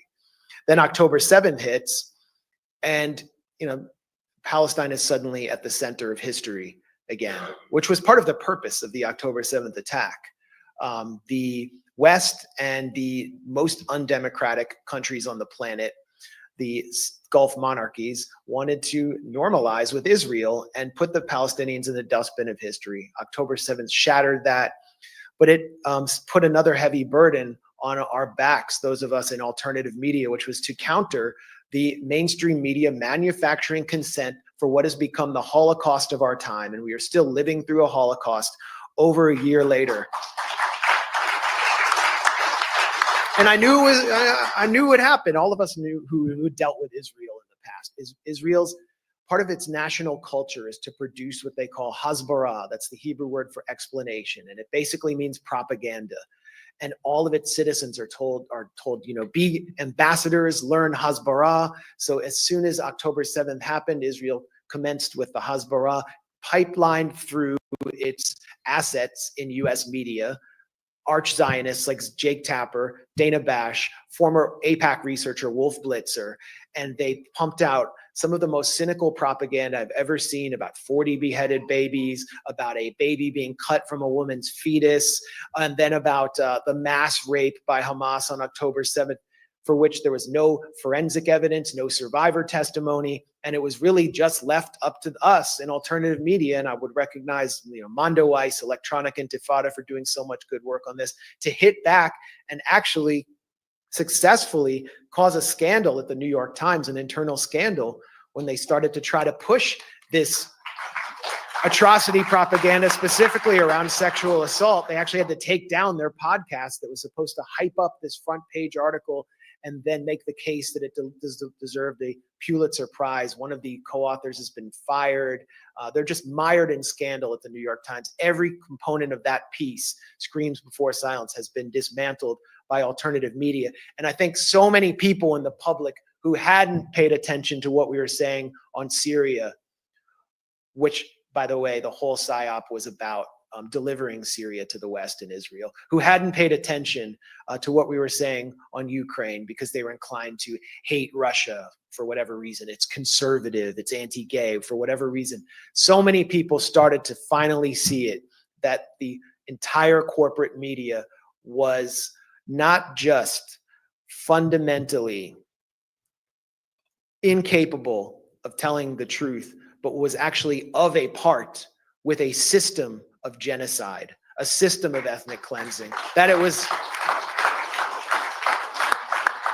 they are stenographers for the perpetrators of a Holocaust. And so that's kind of where we've wound up today, where just the public, so many different sectors of the public, and we get them in our chat at the Gray Zone, and it's just people from all over the world, mostly the United States and the UK, the English-speaking world, from so many different perspectives and so many different backgrounds, who are just fed up with the empire of lies, and they've turned to us, and they're turning to so many, Black Agenda Report, everyone on this panel. And history is everything we've been talking about since the Obama era. It's not only been proven, we've been proven correct. We've been proven correct about the OPCW deception, about all the chemical attacks. We've been proven correct about Russiagate. It's all gotten to the point where we are now, as Scott is pointing out again and again, on the precipice of nuclear war, nuclear extermination. And we are in World War III. Look at what's happening in Syria. The overrunning of Syria by highly organized, well-armed, Al-Qaeda-aligned bandits with the backing of NATO.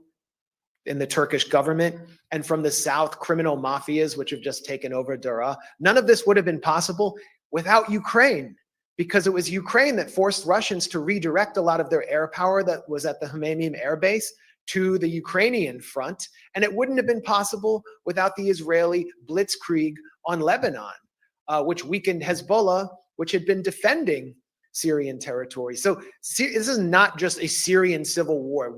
This is World War III already. And those of us in the media who just wanted to tell the truth, we've been forced into this space called the alternative media or independent media. But I think the rest of the people who have been paying attention in our societies, who want truth, who want peace, are along with us for the ride. And so what do? Well, all we can do in the media is political education, which I think builds a healthier culture. And so I just wake up every morning. I normally wouldn't wake up in the morning, but I have a kid now, so I have to take her to school. I like to be, creeping while everyone's sleeping. But I wake up in the morning and I just think, maybe this won't work. Maybe Congress won't listen. They probably won't. But I'm just going to be the biggest bastard I can be today.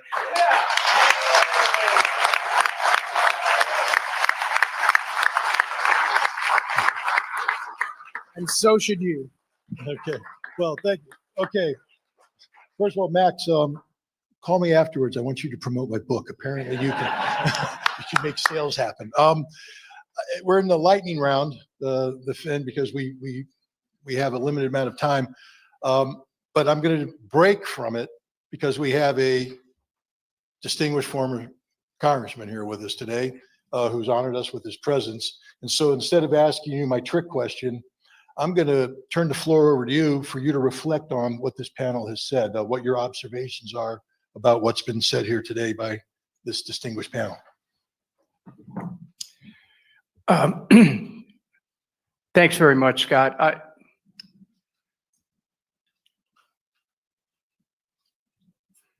Poet says hope springs eternal, right?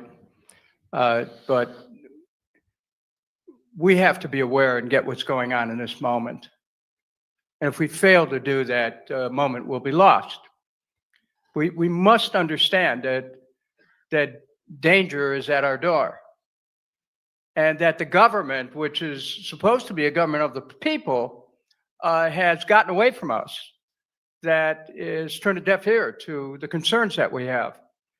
That people we directly elected, which is what Article 1 of the Constitution is all about, members of Congress must return frequently for approval. They don't believe in their own power. This is part of the problem. They believe that they have to go along with leadership. They believe that there's always going to be a tomorrow. Again, this idea of tomorrow's guaranteed has to be challenged. Scott, this, every one of us, I would hope, with the life instinct that we're given, this blessed life that we're given, also has to be aware that this gift is not unlimited, that we're here for a limited period of time. But if we fail to challenge what's going on right now with our involvement, with, yes, as hackneyed as it sounds, challenging members of Congress to step up to their constitutional responsibility to cut off the funds, to freeze the funds, to direct the president. It's a co-equal branch of government. They got to be informed of that again. It's the first among equals, Article 1 versus Article 2. So, do I have hope? I always have hope. Hope is the next breath we take, right? But Max's analysis of what goes on in the media, Margaret's awareness of the social implication, Dan's understanding of the history. We have a convergence here of awareness, and it's a chance to raise our consciousness. We are not victims here of the world we see. We become victims of the way we see the world. And if we believe we don't have power, we don't have power. And if we summon that inner instinct for life and for liberty and pursuit of happiness, it isn't just taking back the country, which is a political slogan. It's about reclaiming the essence of self-government. It's about reclaiming, it's about being presidents of our own lives and reflecting that power back on those who we send to represent us. And if they're not representing us, and I will tell you they're not, we have to demand now, if it means going to congressional offices, calling up, I mean, all these things. We have to raise the temperature of this, lest we see the temperature raised in the way that Dr. Postol described, which is really about extinction. So, yes, I'm hopeful, but it's the old question about faith and good works, right? So let us be about good works. Let us be about a consciousness of life. Let us be about rejecting this nihilistic, almost necrophiliac impulse that people have where they're in love with death. Well, we have to take a stand for life in all of its manifestations today, now. Challenge this established thinking. Don't let them get away with this. This is our world too. It belongs to us as much as they think it, whoever they are, belongs to them. So thanks to all of my fellow panelists here, and thanks to all of you. This is the start of something new, Scott, and if we can get through this moment with our personal involvement and all those who are watching, we're about to fulfill the prophecy of one of my favorite English poets, Alfred Lord Tennyson. He said, "Come, my friends, 'tis not too late to seek a newer world." Come, my friends, 'tis not too late to seek a newer world. Thank you. Thank you very much. This is why there's congressmen and then there's Marines. Beautiful words, inspiring words. And I think that presentation is going to be a standalone segment that people are going to look at for motivation going forward. Thank you very much. Now we come to the rapid fire part. You probably understand the format. Dan, you're in an elevator. I thought an elevator. In Congress. Yeah. I was waiting for that. Door opens, you enter, and the Speaker of the House steps in. Door shuts. You got 30 seconds to tell him what the hell to do with the Constitution. Go. I would say that he should initiate articles of impeachment against Joe Biden, which should have been done a long time ago, by the way. I mean, can I just say, he was pulled from running for president because everyone knew he did not have the mental capacity for it. How can he have the mental capacity to be president and to be in charge of the nuclear football? Everyone, Congress, the Democratic Party have abdicated their duty to ensure that this country is being led by someone who can actually do the job, and everyone knows he can't. So now it's being led apparently by unelected officials like Anthony Blinken and Jake Sullivan, who do seem willing to blow up the world before Trump gets into office. I mean, I guess that would be my spiel right there, that I would think he would be sympathetic to. And I want to just say one thing,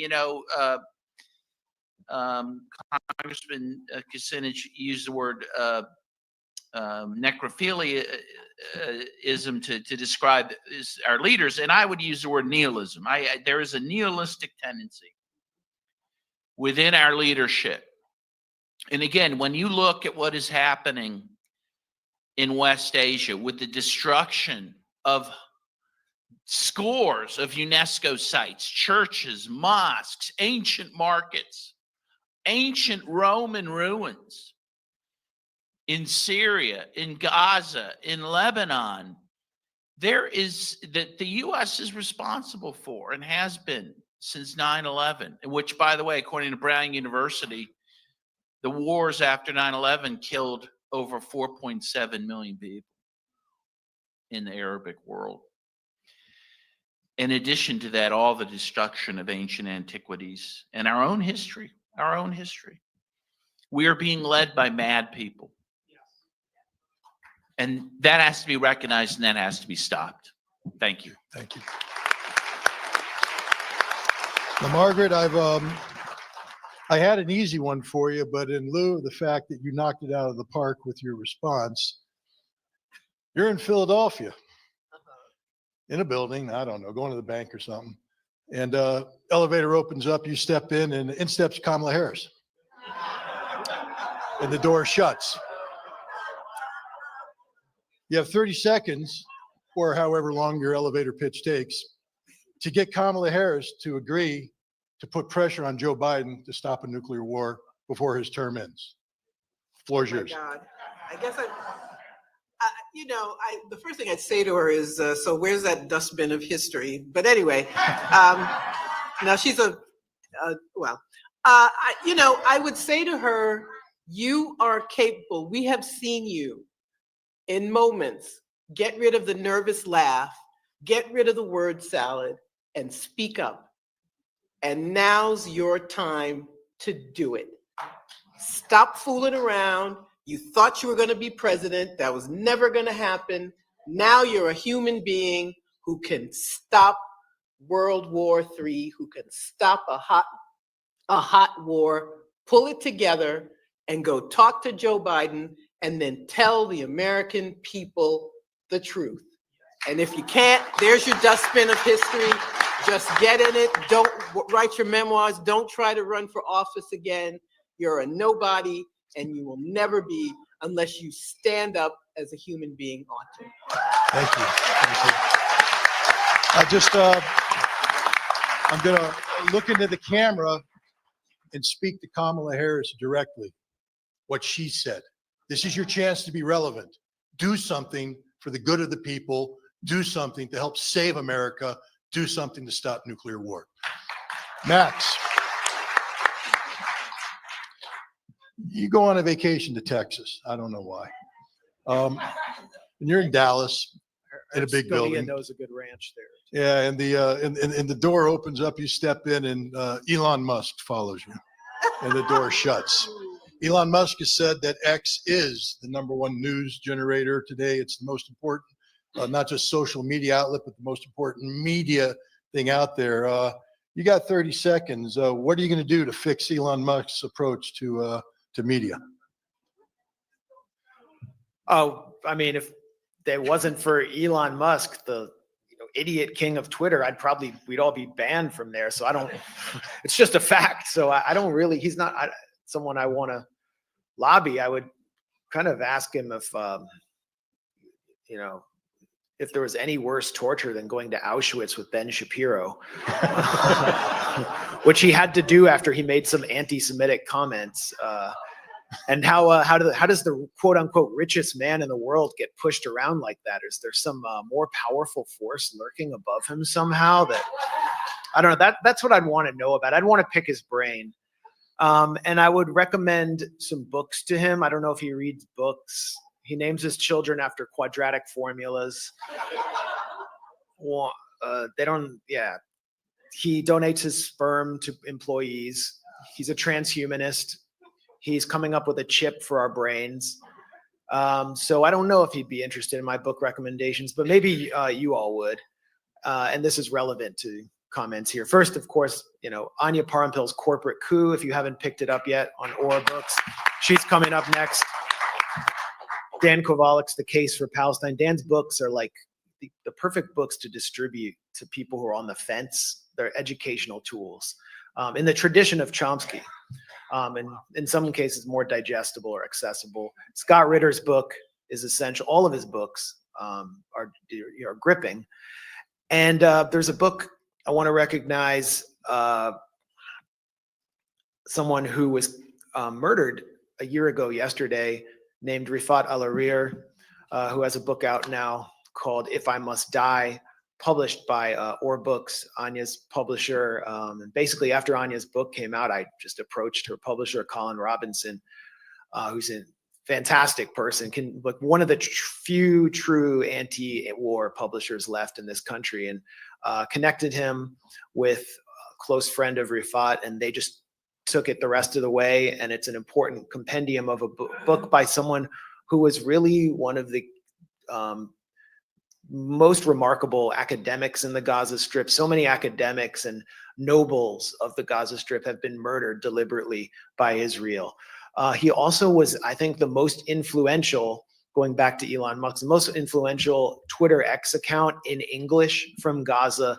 And he was, live tweeting his experience fleeing from the bombs, but also maintaining a really good sense of humor about all of the propaganda that was being deployed to justify the genocide. And at one point, this guy from one of these fake rescue groups in Israel called United Hatzalah, an ultra-Orthodox group, goes to Sheldon Adelson's casino in Las Vegas to the Republican Jewish Coalition event to raise money. And he claims that they found a baby who had been baked in an oven on October 7th. A complete lie. His own organization even rescinded it later. And Rifat made some joke about it, like, did they, salt the baby or something? Everyone was just mocking it. And so Barry Weiss, who is one of the most astroturfed and therefore influential ultra-Zionist pundits in the country, who's just completely had her whole career propped up by Zionist billionaires, Bill Ackman and figures like that, basically puts a target on Rifat's back in a thread about the New York Times because they had published a piece by him at one point. And she said he actually celebrated the baking of a Jewish baby alive by Hamas. His direct messages start to fill up with death threats and promises of vengeance from active duty Israeli soldiers who are saying, I'm coming to Gaza to kill and rape your entire family. I'm coming to get you. He received a phone call a few days later or weeks later. He said on Twitter, if I am killed, Barry Weiss is responsible. He received a phone call a few weeks later while sheltering in a school, and it was from the Israeli army, and they said, we're coming for you now. He left the school because he didn't want to put other people in peril, went to his sister's house, only place he could go, in Shujaiya, east of Gaza City, under attack by the Israeli military, and they killed him in a targeted strike. And they've assassinated many Twitter influencers and social media influencers in Gaza. It's never been explained why they targeted him for his assassination, but it seems pretty clear. This was death by Zionist media. He was killed for his words. The same way, we hear about people who were killed by Pinochet for their Victor Jara for his songs, and various dissidents throughout history who have been killed by Mussolini's men. And this is what Israel's doing. They're killing people for their words. They're destroying culture, as Dan said, all across the Middle East, but they're destroying our contemporaries, our colleagues, our cultural pillars. So if there's one thing you can do, buy Rifat's book, If I Must Die. It's now in the top 100 books, I believe, on Amazon, all books. Get it on the bestseller list. I think that's a form of resistance, and it's something we can do. Thank you. Thank you. I wanted to say that, go ahead. Yes, sir. Yeah, just kind of a buzzer shot here, to use a basketball analogy. I'd like to direct everyone's attention to that amazing poster that was created, and no nuclear war, with the president eating an ice cream cone. And imagine for a moment that that's not a mushroom cloud, but the Holy Spirit. Imagine there's some religious, some prayer, some meditation that might create a whole new condition. So I'm looking at that right now after all the discussion I've heard, notwithstanding the religious views of anyone here. I'm thinking maybe that could also be the Holy Spirit, and maybe we could get Joe Biden to call upon his own off-stated religious instincts to reflect upon the consequence of his decisions. Thank you, everyone. Thank you. Thank you very much for the panel. Dennis Kucinich, Dan Kovalik, Margaret, Kimberley, and Max Blumenthal.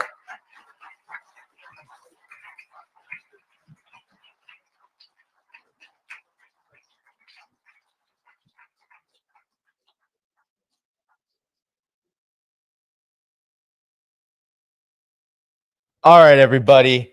Unfortunately, I have a standing appointment at 7 p.m. and this got a little started late. So I'm going to have to run and we won't be able to play the very last panel.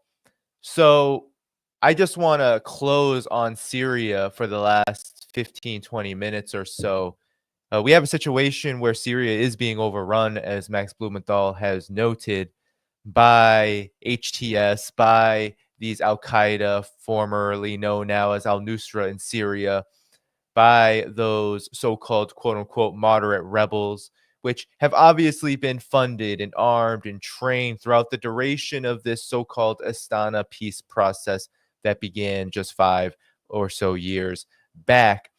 Now we have a situation where the Syrian government is in danger, in the sense that this has come amid a complete and utterly disastrous situation for the multipolar world. We had so many outcomes, so many flashpoints going actually in favor of the axis of resistance, in favor of the multipolar world, especially in Ukraine.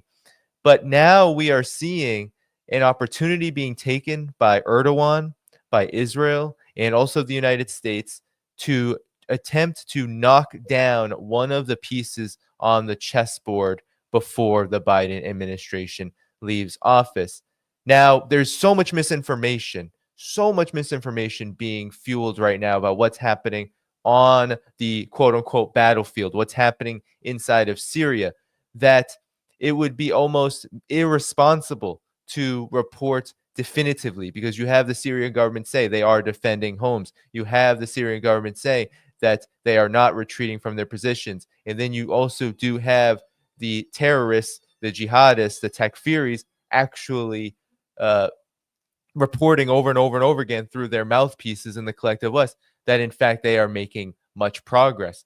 They are making progress, but this is an irregular war. These forces do not fight a war like what you see in Ukraine. They are fighting a war of terror. They are fighting a war to destroy the Syrian state itself, not just the Syrian government, but the entirety of the Syrian state. They are working on behalf of Turkey. They are working on behalf of Israel. They're working on behalf of the United States to do this because Syria is so critically important. It's such a critically important lifeline to the entire axis of resistance and the multipolar world. Now, we have to note that the big problem here actually is not Syria and the Syrian government. People have been wanting to pile on top of Syria, pile on top of the Syrian government. What happened? Why is the military in such dire straits? If anyone was paying attention over the last 14 years, you would know what that situation was from the very beginning since 2011. Syria had to give everything it had to defend its country over a 5 to 7 to 8 year period before there was a de-escalation of tensions. But Syria had to adopt a compromise through the Astana process that was brokered by Russia, brokered by Turkey. It had to allow and keep the forces that were occupying it on its soil as it worked to try to recover and rebuild from the first iteration of this war. That's why a third of Syria has been occupied ever since the dirty war began over a decade ago. There are terrorists, there are Kurds, so-called Kurdish groups. There are U.S. and Turkish-backed forces looting Syria's wheat, looting its oil as we speak, and they've been doing this for years on top of Caesar sanctions, which had starved the Syrian people into an economic state that very few people in the world truly understand in the collective West, although many people in the world would actually understand this condition in the global South. So that is the situation in Syria. How does that translate into military affairs? Well, it means that Syria has had to maintain its position in the axis of resistance as a key lifeline to Hezbollah, as a key lifeline to the resistance against Israeli expansionism and U.S. aggression in the region, while also being in a complete and utter state of disaster. And so that is why Syria, once the opportunity arose for Turkey, Erdogan, for Israel, for the United States to pursue this policy of regime change again, they are taking it in hopes that they can accomplish this before the next president comes into office. Lastly, what I want to say about Syria is that the most disappointing thing right now when it comes to this question of the future of Syria is how quickly people went to doomerism, how quickly people were taken by Western mainstream media propaganda, how they were quickly moved to blame everybody except the aggressors that are fueling this conflict itself. Everyone is asking the wrong questions on X, all over the social media sphere. There are people who are on the side of peace and multipolarity who are more angry with the Syrian government, with Iran, with Russia, than with the very forces that have taken advantage of a kinetic hybrid war situation globally in order to destroy Syria. They're more angry at the forces trying to stop that than the forces that are doing it. But in truth, what the reality is here is that there are so many goals that the unipolar order wants to achieve. The United States, of course, wants to see regime change in Syria. Israel wants to create a buffer zone inside of Syria, expanding out from the Golan Heights into southern Syria in order to expand and continue its overall objective of a greater Syria. And Turkey wants to dump all of the refugees that it took, that Glenn Ford once called the greatest migration of people since the transatlantic slave trade that took place during the dirty war in Syria from 2011 to 2016 and on. That great migration of people, Syrians as well as the Takfiri terrorists that ended up going into Turkey mainly, those are millions of people ended up into Turkey. Erdogan wants to not only dump them there, but Erdogan and Turkey wants to control large swaths of Syrian territory in order to weaken not just Syria, but the entire axis of resistance so that he and the Turkish regime can achieve their imperial goals, which is neo-Ottomanism and the rise of the Sultan order. So this is what is at stake here. And it is shameful. I am sick to my stomach with people who completely and utterly went to, well, it's all of Syria's internal problems. Oh, why is the Syrian army so weak? Why is the Syrian government so weak? Why isn't Russia doing anything? Why isn't Iran doing anything? The problem is here. The problem is the collective West. The problem is Israel. Why aren't people rising up against their governments to stop this madness? The multipolar world is going to continue to make progress. I am sure of this. The people of Syria will resist this invading scourge. They will not give up their country without a fight. This will not end in days or in weeks. Anyone who thinks that is absolutely stupid. They do not understand geopolitics, and they also do not understand the human condition. They do not understand the liberation struggle that the Syrian government represents, along with the forces of the axis of resistance, along with the forces of the multipolar world. This is a resistance war that has setbacks at times, but the overall arc and trajectory of progress is going to remain, because NATO, the United States, Israel, they're never going to overthrow Russia and China. They think that Syria is a domino to Russia and China. They are sadly mistaken. But the truth is that it is the problem of those who went to doomerism, who went immediately to talking about, well, I guess the Syrian government was just doing nothing this whole time. I've heard things like the Syrian government wasn't properly arming and equipping their military and training them for this war to come. Is that the only goal of a society that's being strangled to death and having to act as a supply line to the axis of resistance like Hezbollah in Lebanon so they can fight Israel? Do you not understand how ridiculous it sounds to talk from a position of complete detachment when the reality is that the United States, Israel, and Turkey took this opportunity to topple a government that it's wanted to topple for more than a decade now, and to do so on the backs of a genocide and of a war that we have just watched an event for, no nuclear war, which is explicitly demanding an end to nuclear provocations with Russia the Ukraine conflict is the backbone of this nuclear provocation. And so the United States, Turkey, Israel, they are taking advantage of the fact that these conflicts, this trail of death and destruction that they've left in the wake of just 2+ years now, since February 2022, they're taking advantage of that to get to Syria because they've starved Syria into a position of relative weakness. But as I said before, the Syrian people will continue to resist.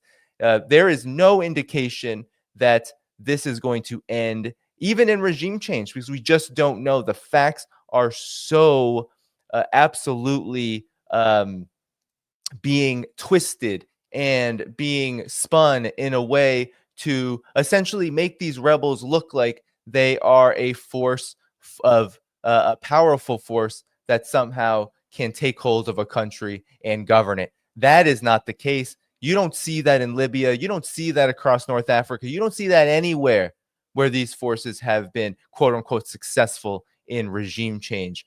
If Syria falls, there will be chaos. There will be terror. It will be it already has been one of the biggest tragedies of this current period.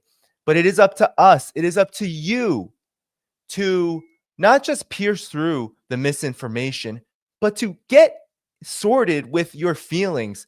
Really just stop with the absolute futility and fragility of this moment. The Syrian people, the Palestinian people, the people of Lebanon, the people all across the world going through these wars, they don't have the luxury of saying, oh, well, we just have to give up. We just, everything is over. It's all done. No, they don't have that luxury because they are currently at war. Our responsibility is to pierce through the misinformation and to then be the ones who demand that our government, the United States, the collectivists, wherever you are, stop this madness. Because the longer that this goes on, the longer that the U.S. empire in its dying days is allowed to look over the chessboard, and when it fails in one area, go to the next, the longer it's going to be for us to actually achieve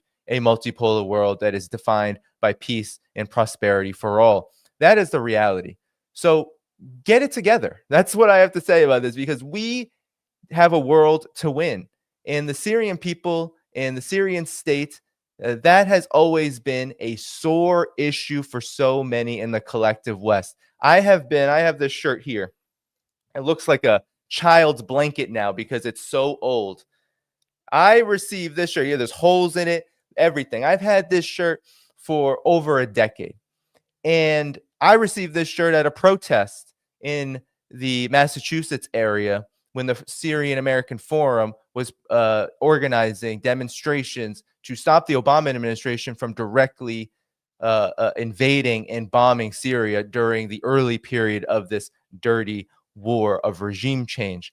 And I have to say that this period is very reminiscent of that period. What the current situation we are in is very reminiscent of that period.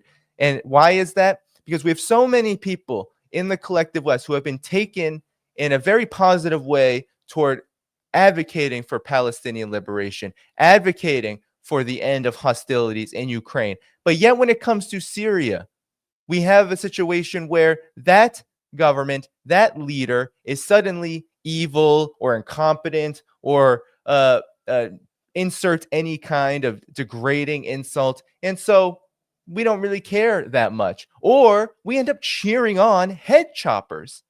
We end up cheering on head choppers who are waving the French mandate colonial flag, draping over ancient sites, the Turkish flag, calling Israel a friend of the so-called rebels. These are the people that we end up either cheering for or end up being complicit in allowing to conduct their reign of terror. So we have to get it together. The Syrian people, the Syrian government, the axis of resistance, the overall resistance war for multipolarity deserves better from us in the collective West, deserves better than what we have seen thus far. But I can't blame ordinary people for being misinformed at this moment. The fake news, the misinformation, the absolute bombarding of our brains with constant anti-Syria, anti-Assad propaganda, the bombardment of information about how dire and fearful things are. This is having an impact in Syria itself. And we can blame outlets like Al Jazeera and others, especially in the Western mainstream media, for fomenting this. And we can also blame these social media monopolies like what takes place on X, for example, for this, because it ends up that people who promote anti-regime, anti-Syria propaganda are the ones who get boosted the most. This is about profiteering. This is about opportunism. This is about gaining off of the suffering of others. We've seen it with Palestine, and now we see how so many people who are for Palestine and who are for an end to the war in Ukraine are cheering on the end of a government in Syria, which has been instrumental to the Palestinian cause, that has in its constitution the fight in war against Zionist expansionism, that has been for so many decades arming, training, and providing assistance to the Palestinian resistance, the Lebanese resistance, on and on and on. Make no mistake, if Syria falls, Iran is next, and the march is going to be toward Damascus in terms of where the U.S. empire that backs the Turkish and Israeli and the NATO spheres, the next target will be Russia again, China again. They're trying to wage this war on all fronts, and they are depending on our complicity, on our doomerism, on our pessimism, on our willingness to be so overly critical of our forces in the multipolar world, rather than what we really should be looking at as the point of emphasis, where the problem actually lies. And that is the fact that the United States and its warmongering so-called allies, vassals, puppets, or partners in crime are spending trillions to do what they're doing in Syria right now.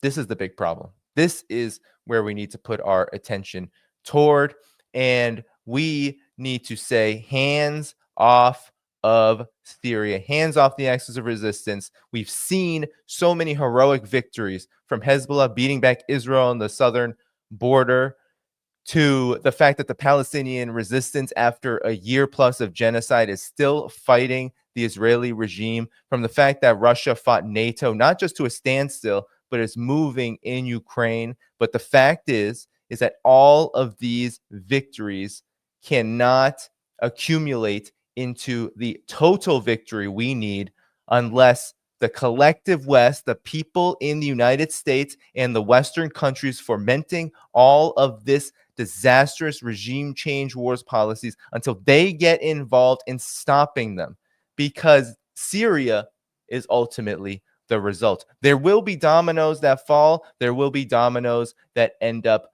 standing back up. The people of the world will continue to resist. This is a setback. This is not a defeat. This is not the end of it all. Hell, it may not even be the end of the Syrian government.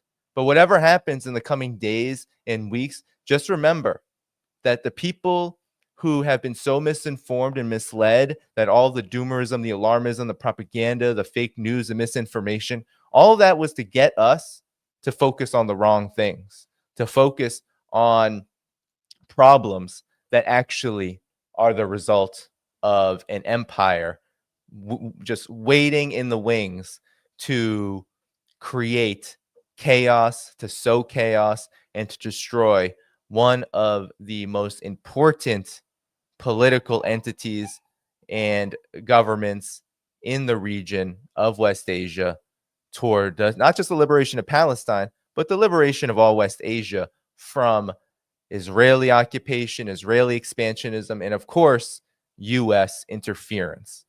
So that's what I wanted to say about Syria before I get out of here, because I am absolutely sick to my stomach. Now I got to go to my Chinese lesson.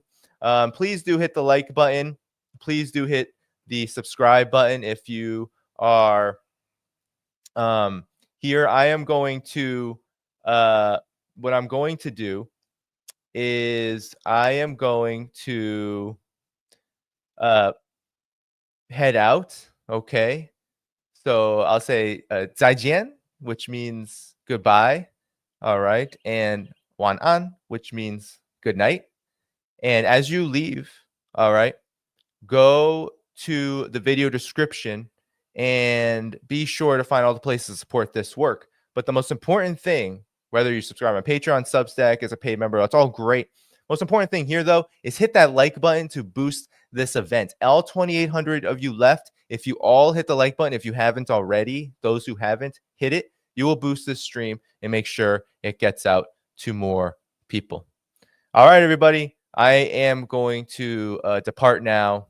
As I said before, 再见, 晚安, bye-bye.